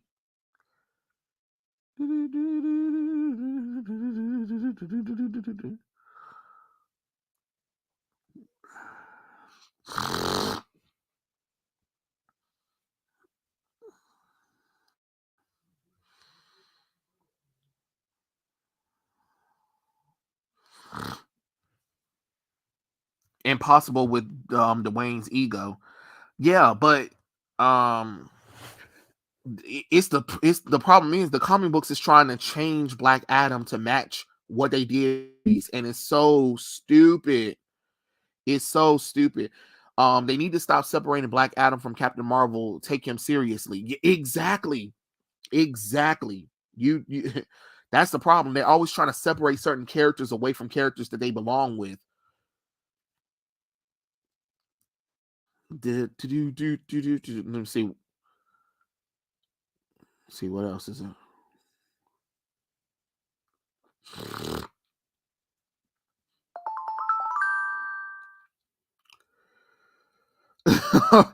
Dylan said, "This is what I get for having my phone and Wi-Fi through AT&T." Yeah, you know, they're terrible.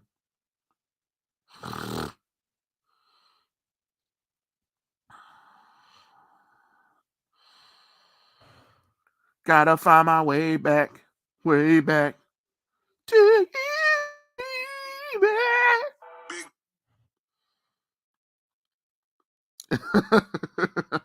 Oh, I heard that National Treasure is on Disney Plus. Any of you guys are fans of National Treasure?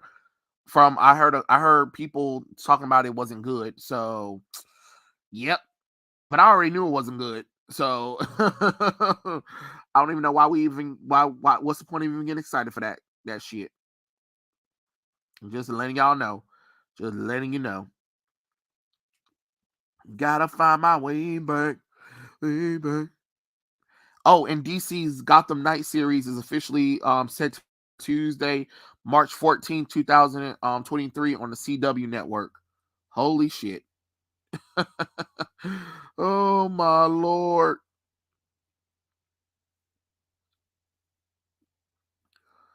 Let's see. Oh, they also said that they said Dwayne "The Rock" Johnson turned down an offer to cameo as Black Adam in Shazam 2.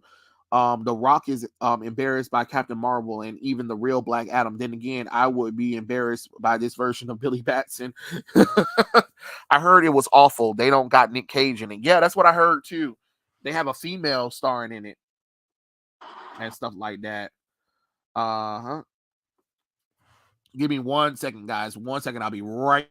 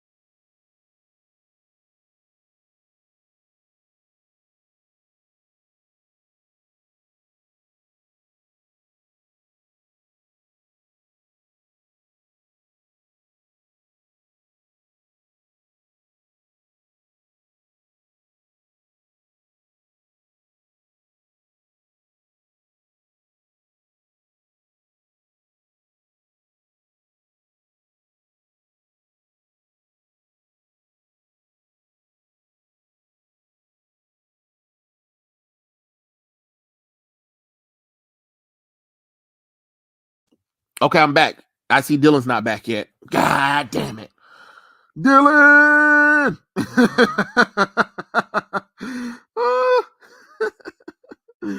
Oh, Jesus Christ. Barney can be your friend too if you leave him. Barney can be your friend too if you just make me leave him. Bum, bum, bum, bum, bum, bum, bum.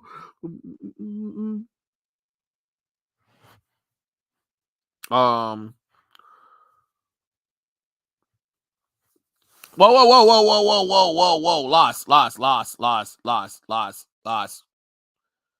Wasn't desperate now. No, there was no desperation.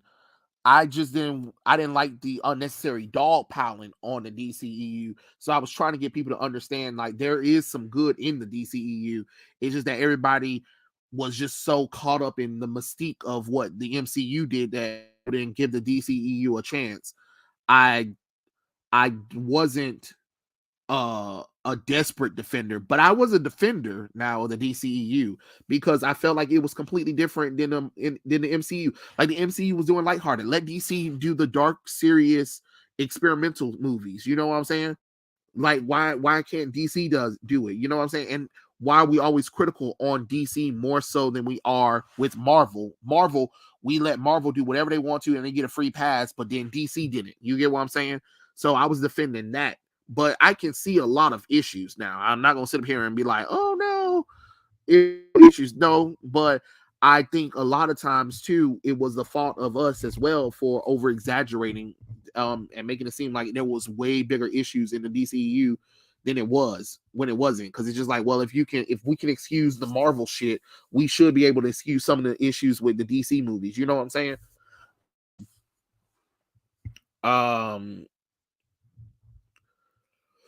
But yeah, now I am definitely saying fuck DC EU. Like, it's dead at this point. No matter what Gunn's idea is, I can't give no more time to it at all. I just can't. Here you go. You can have it. You guys can watch the movies for me. Tell me if you like them or not. But the only thing I'll do is watch the trailers. I'm not even gonna sit up here and lie. But as far as me putting money into it, oh hell no. I am over it.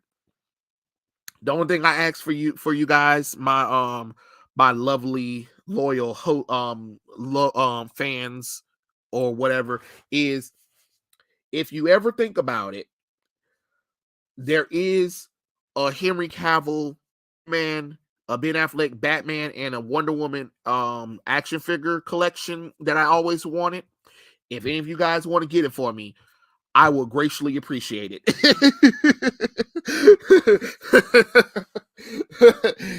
I'll have a video of, and I'll have all three of them right there so you see it and be like, I appreciate this.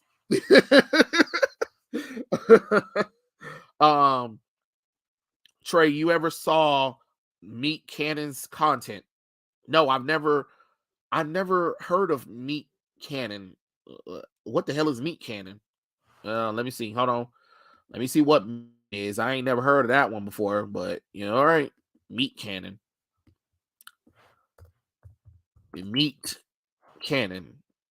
All right.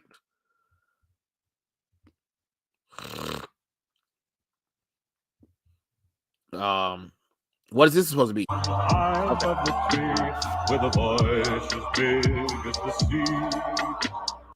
Go to motionray.com to add this to your video, and that. Fire, smoke, 2D. Oh, motion array. Most definitely, they're chasing after DC again, and it's just I'm over the BS. I'm like, come on now, you guys could have completely changed everything around, but you said, hell no, we got to do what Marvel's doing. Like, first get a good Superman movie off the ground first, then you can think about, okay, now here's what we do with our universe. Like, it's the most dumbest thing ever. While having Ares be the overarching villain of her trilogy for Wonder Woman, yeah. If I did a Wonder Woman movie, I would be a continuity. Would be a oh Lord, I'm getting tongue tied. Confrontational with Cersei and leave hints for build up to Granny Goodness by secretly acting as a normal person, but reveal in the end credits while having Ares be the overarching villain in her trilogy. Ooh, that would be cool.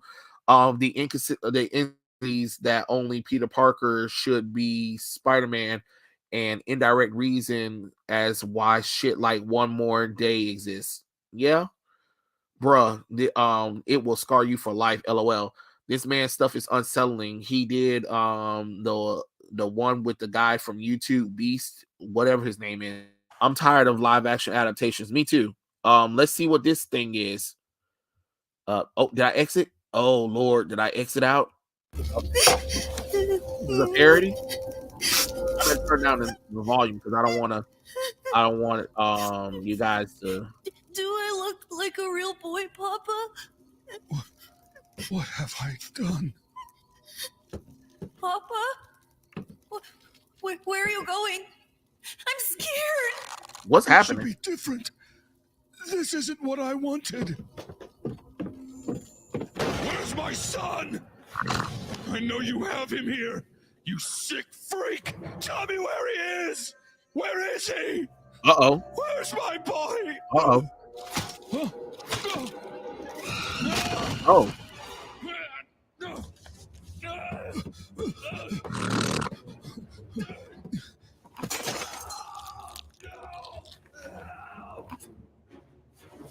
Lord have mercy. What in the God?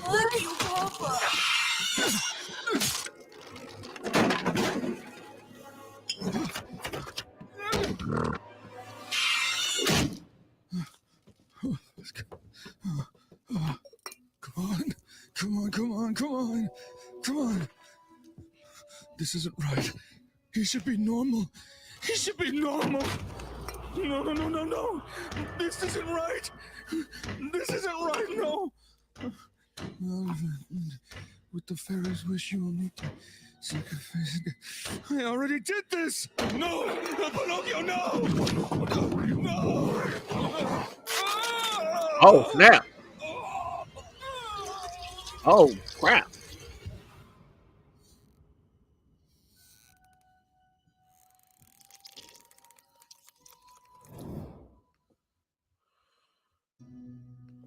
How the fuck was that a parody? That wasn't no goddamn parody. I think he forgot what damn parody means. That wasn't no goddamn parody. What the?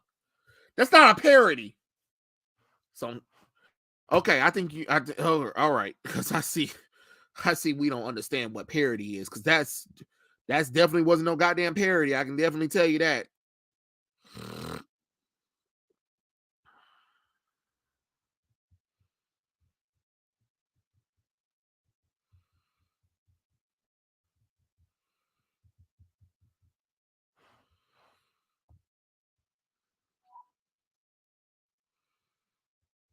Mm-mm-mm.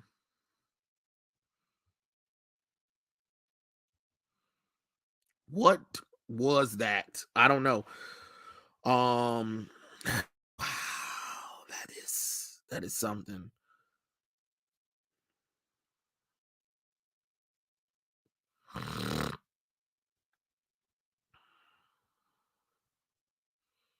Nothing funny about that. That's what I'm saying. Like it doesn't. That you call that a parody, but parody. Honestly, I mean, I'm not saying it was bad, but um, it wasn't a parody. I was expecting to laugh at it, not be like, what the fuck did I just watch? Oh god. Mm-mm. Mm-mm.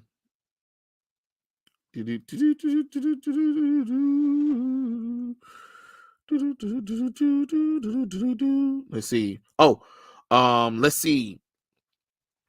So DC March 2023 solicited drops today, and here are some of the few books. All the Superman books: Adventure and John Kent #1, Action Comics 1053, Superman #2, the Superman line. Right now, let's see. Flash is the 1 minute war that is happening. So we got that. We have the Unstoppable Doom Patrol and Batman Chip Zdarsky run. Now, you know what's so crazy about that is that Batman run that they did recently where Batman was in space was stupid. Like, what that, y'all? Like, I like Batman. But come on now. At some point, we gotta stop being stupid with Superman's powers. I mean, not Superman's powers, but Batman's abilities. There is no way Batman should have survived re-entry and then be in space with barely nothing protecting him from the atmosphere. But okay, sure. Like it just made no logical sense at all. I don't know what Chip Zdarsky was thinking with that one. It was like, oh snap, we kind of went too far with this. Yeah, you went too far. Let me see if I can pull up the March solicitations for DC's March solicitations.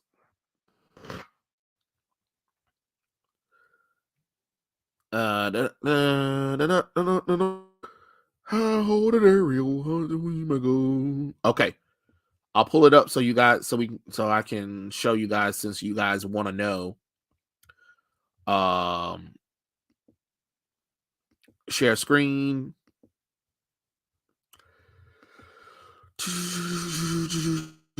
Okay, here we go. All the DC 2003 comics and covers revealed. Okay.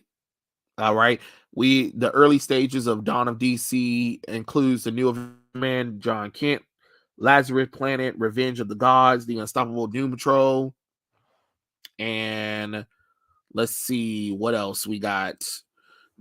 Things are always busy in Batman's world, and March include the finale of One Bad Day one shots, Ra's al Ghul, and then DC is really spring with the one shot, the Legion of Bloom. The Legion of Bloom. What the hell, DC? Okay.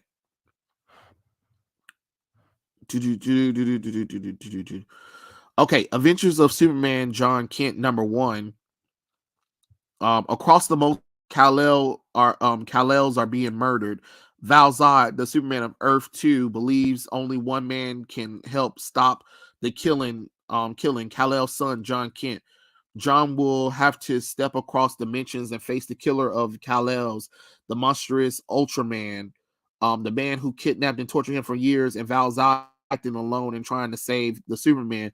Who is this mysterious woman alongside of him, and what is the shocking connection to the Super family? That sounds stupid as fuck. I'm over it. I'm already over it already. I heard enough already from that bullshit. What is this? Can y'all get off? Like, all right. let me see.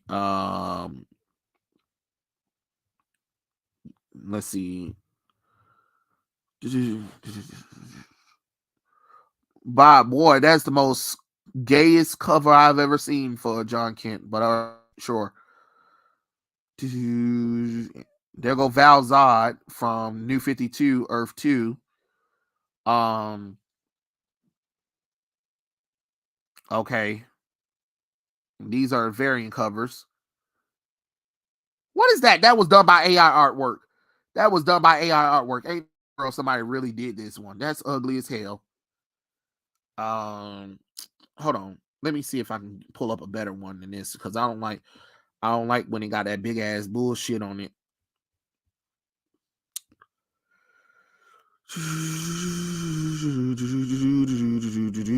Okay, now that's much better. That's much. All right, I'm gonna stop sharing that one because that one was completely dumb. He ain't John Kent. He's Hope Bent. Sounds like it involves Poison Ivy. This should have been the first issue if John being back instead of him being part of the alphabet community. Yes, Roland Dodge, you are right about that one. You are definitely right about that one. Let me see. Presents, share screen. Let me share the screen so you guys can, because I found another one where it got all of the covers up there. Hold on. See if I got a message from, make sure, because y'all know how his connection is. Woo.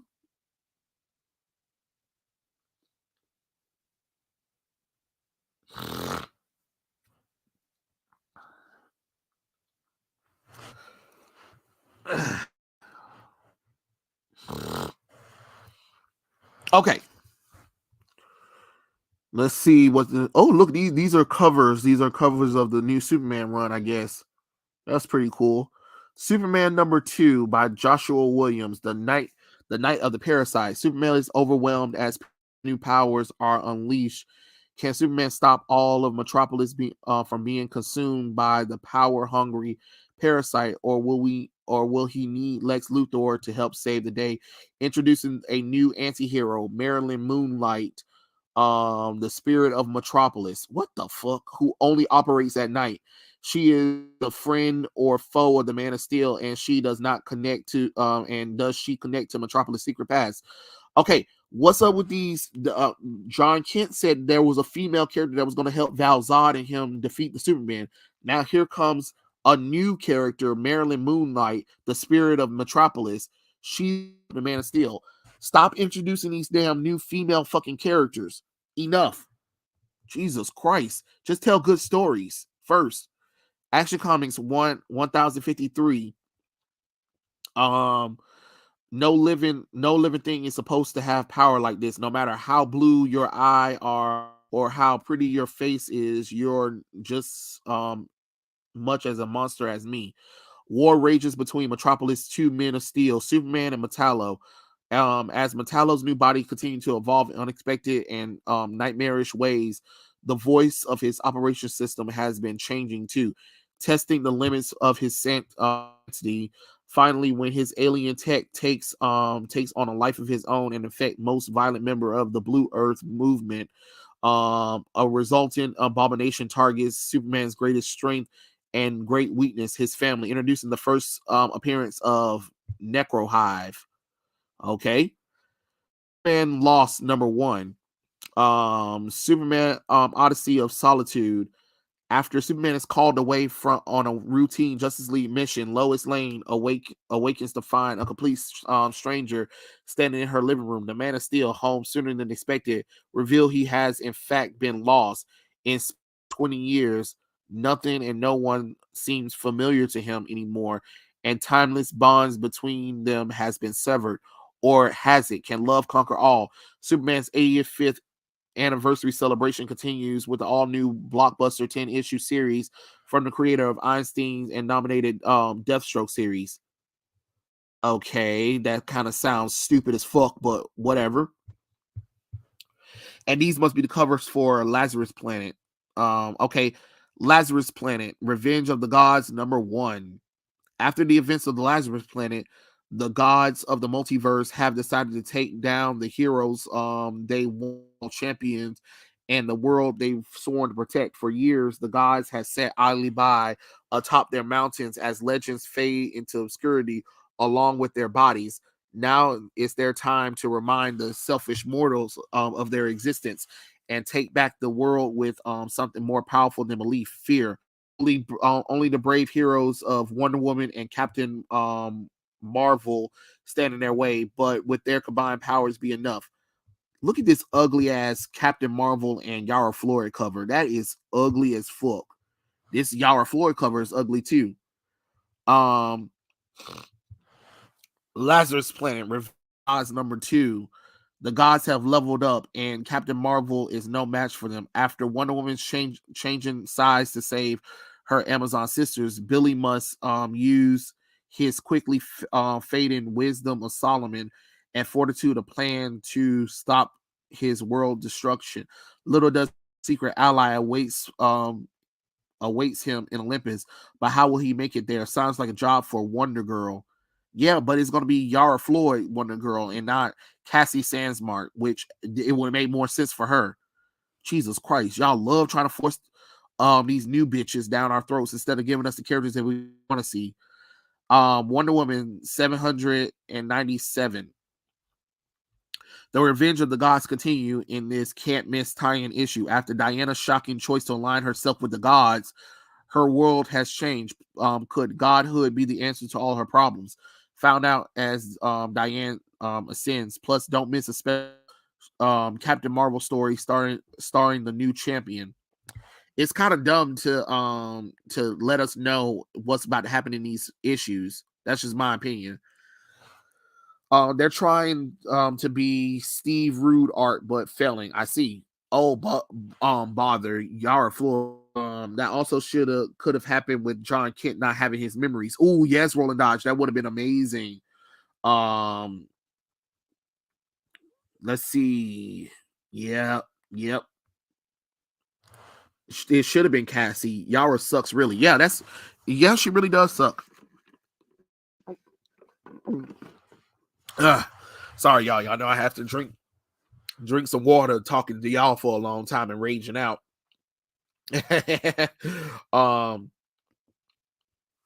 These must be the One Bad Day cover issues for Ra's al Ghul. Why won't Batman save the world? For centuries, Ra's al Ghul has wanted to save Earth from the worst of humankind, and for centuries he's failed. Recently, his greatest obstacle has been the Dark Knight detective Batman. Ra's al Ghul offered Batman to be part of his new world order, but Batman refused. For years, their Cold War has raged, but Ra's will have no more. Ra's will remove Batman from the equation and save the world, recreating it in his image and bringing peace and prosperity to all good-hearted souls of the earth deserve. Don't miss this epic tragedy from all-star creator Tom Taylor. Okay. Here we go. They're going to waste Ivan Rice's brilliant, beautiful, gorgeous artwork with Tom Taylor. Jesus Christ. All right. Batman 133. Everyone goes insane eventually, and then they belong to terrifying Red Mask. But Gotham City has a new savior. He strikes from the shadows, assumes the dead, and is only known as the Batman. And in our backup story, Tim Drake searches for Batman and continues as Superman Kent will team up to stop the terror of Toyman. Okay, sure, whatever. Detective Comics 1070. Gothic art opera crashes into crescendo as Batman goes head to head with the Azumar demon. Unaware, a mysterious team called Virgil arrived to investigate the Azumar sighting. But who are Virgil, and are they on Batman's side? Then in the backup, Mrs. Freeze, only a pale image of the woman Victor Freeze fell in love with. What is he to do now to save her? Okay. Batman and Joker, Deadly Duo number 5. When the Deadly Duo brings them into the catacombs under Gotham, Batman and the Joker adventures become a trip to hell. If you thought this series has already showed you horrors, get ready to descend into the heart of darkness. Batman and Joker's true enemy is revealed. Oh God, Multiversity. Harley Quinn screws up the DCU. I don't care. I don't even care. I'm not even giving that the time of day. Harley Quinn 28. Don't care. Don't even like it. Unstoppable Doom Patrol. The world's strangest heroes are back in the DC universe. Of Lazarus planet, more people than ever has activated ever have activated metagenes. Most of the new metahumans have become misfits, shunned and imprisoned by a fearful society. They are hidden away in the dark and lost to a system that only can see them as weapons or guinea pig, ticking bombs that can only be defused by the Unstoppable Doom Patrol. Robot Man, Elastic Woman, and Negative Man are joined by their brand new teammate Beast Girl and Degenerate, and led by Crazy Jane's mysterious new alter, the Chief, on a mission to save the world from upcoming monsters. Okay. All right, Crazy Jane. Let's see. The Flash. The Fraction is moments away victory, but they forgot about one thing. An almost 10-year-old with red hair with the power to turn things around. Finally, Iris West has a new superhero name, and she intends to use it while saving the Flash family from certain doom. Okay, now let me talk about that right quick, because I have issues with this. Is that they're focusing on Iris West again, and that was my issue last time with when Wally West had his children. They put so much focus on Iris West, but then they forgot about Jay West. And I just don't like the fact that they keep putting so much time and effort into Iris West, but then Jay gets left on the wayside. Like, he's there too. He's the son of the Flash. Give him some special abilities and powers, but putting everything on the daughter and not give Jay something to do. Like, it's so disrespectful, honestly. So many variants. It's so many variants. That's why I prefer Star Wars comics before Disney. Yeah, I definitely that will I grow up straight. Ooh, I hope so. Roland Dodge. Venting is good. Yeah, it is. Don't miss. Who wouldn't wouldn't not miss the empty husk? Thanks, Megan Fitzmartin, for also mishandling Tim, Cassie, and Young Drake, Young Justice, etc. Yeah, pretty much. Let's see. The Flash, 795. The Flash family retreats, mourning the loss of their family members, while Barry tries to find a way to stop the Fraction once and for all. Surprise abound as the is revisit. We hurtle towards the end of the 1 minute war. DC and Ruby. I'm not even giving that the time of day. DC Legacy of Bloom. How do you announce the winter is coming? You spring it on them. Welcome to springtime with the celebration of DC greenest and greatest. As flowers breathe in that Swamp Thing smell. Watch Blue Beetle fly out of the Titans West. Pick a Captain Carrot or two from Forlorn Man's garden, but make sure to avoid Poison Ivy. The season may go by in a flash, but don't worry. Stories like this will last forever. Oh, Wonder Woman's there too. Doesn't make any logical sense, but okay, whatever. See, Waller versus Wildstorm #1. In the early 1980s, as the Cold War stubbornly refused to thaw, a new battle heats up for the soul of intelligent agency Checkmate. As the agency's superheroic public face, Jackson King, aka the Armored Balaton, former leader of Stormwatch and the symbol of American might, has long suspected that the Adina Kane is up to dirty tricks, overseas engineering horrors that portray everything he believes about the service to country. But King doesn't know that Kane has a clever new ally, the ambitious young woman named Amanda Waller. She has her own ideas about metahumans that can serve their country and honor and dignity that long lives don't factor into it. National security, Spencer Ackman, the national beast of Reign and Terror, comic book and video game writer. Oh, okay, right, whatever. So celebrate the Wildstorm espionage flavored superhero morality, pitting the Stormwatch against its deadliest people in DCU, including Deathstroke itself. All right. So this is basically like a prequel to Amanda Waller before she became Amanda Waller, I guess. But they're going against Wildstorm. I don't know. It sounds dumb. I mean, it sounds interesting, but kind of dumb. And Swamp Thing Green Hell, issue number 3. One former avatar wasn't enough to take down the savage champion of the green, to wipe out the last of humanity. So another avatar will have to do what Alec Holland couldn't. It's time to unleash Animal Woman. Static Shock, Shadow of Dakota number 2. Nobody cares. Icon versus Hardware. Nobody cares. Blood Syndicate season 1. Don't care. Duo. I don't care. Like One Bad Day box set, don't care. Don't care. Jurassic League, okay, whatever. Absolute Superman for all seasons, okay, I'll take it. Superman 85th anniversary collection, okay. Oh, okay. Well, that's all the books then. That's all the books. That's all we. Who cares about the rest of this stuff? All right, cool. Right. Yeah, all right.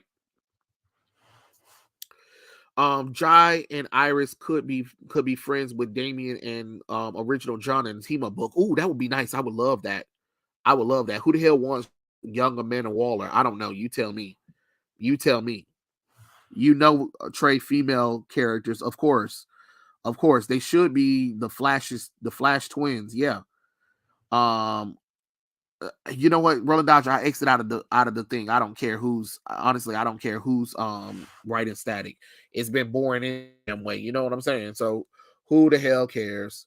You know what I'm saying? Uh-oh. Wait, hold on. What just happened? Okay. But I know this kind of we a little bit about the death of DC, but since Dylan's not here, I was going to talk about some other stuff too because I wanted to get more of his opinion. But we can do this. We can do this next week or maybe tomorrow. I'll see. I have to talk to Dylan, see what we can come up with, see if we can do one tomorrow night. But yeah, this was really fun, guys. Oh, Dylan's internet connection knocked him out. So yeah, maybe we can have a little live stream tomorrow. Maybe we'll see, because I got to do a little bit of stuff tomorrow, but I'll try to do one in an afternoon. Maybe I'll talk to Dylan about it, see what we can do and stuff like that. But I'm glad everybody joined me tonight. Thank you for listening to me rant about the DCEU. Hopefully we'll have some more stuff for maybe tomorrow. We'll see. But yeah, thanks you for watching, everyone. Remember if you ever want to contact me through YouTube, Twitter, or Instagram. All right. And I'll catch you guys later. And all of you have a good night. Peace out.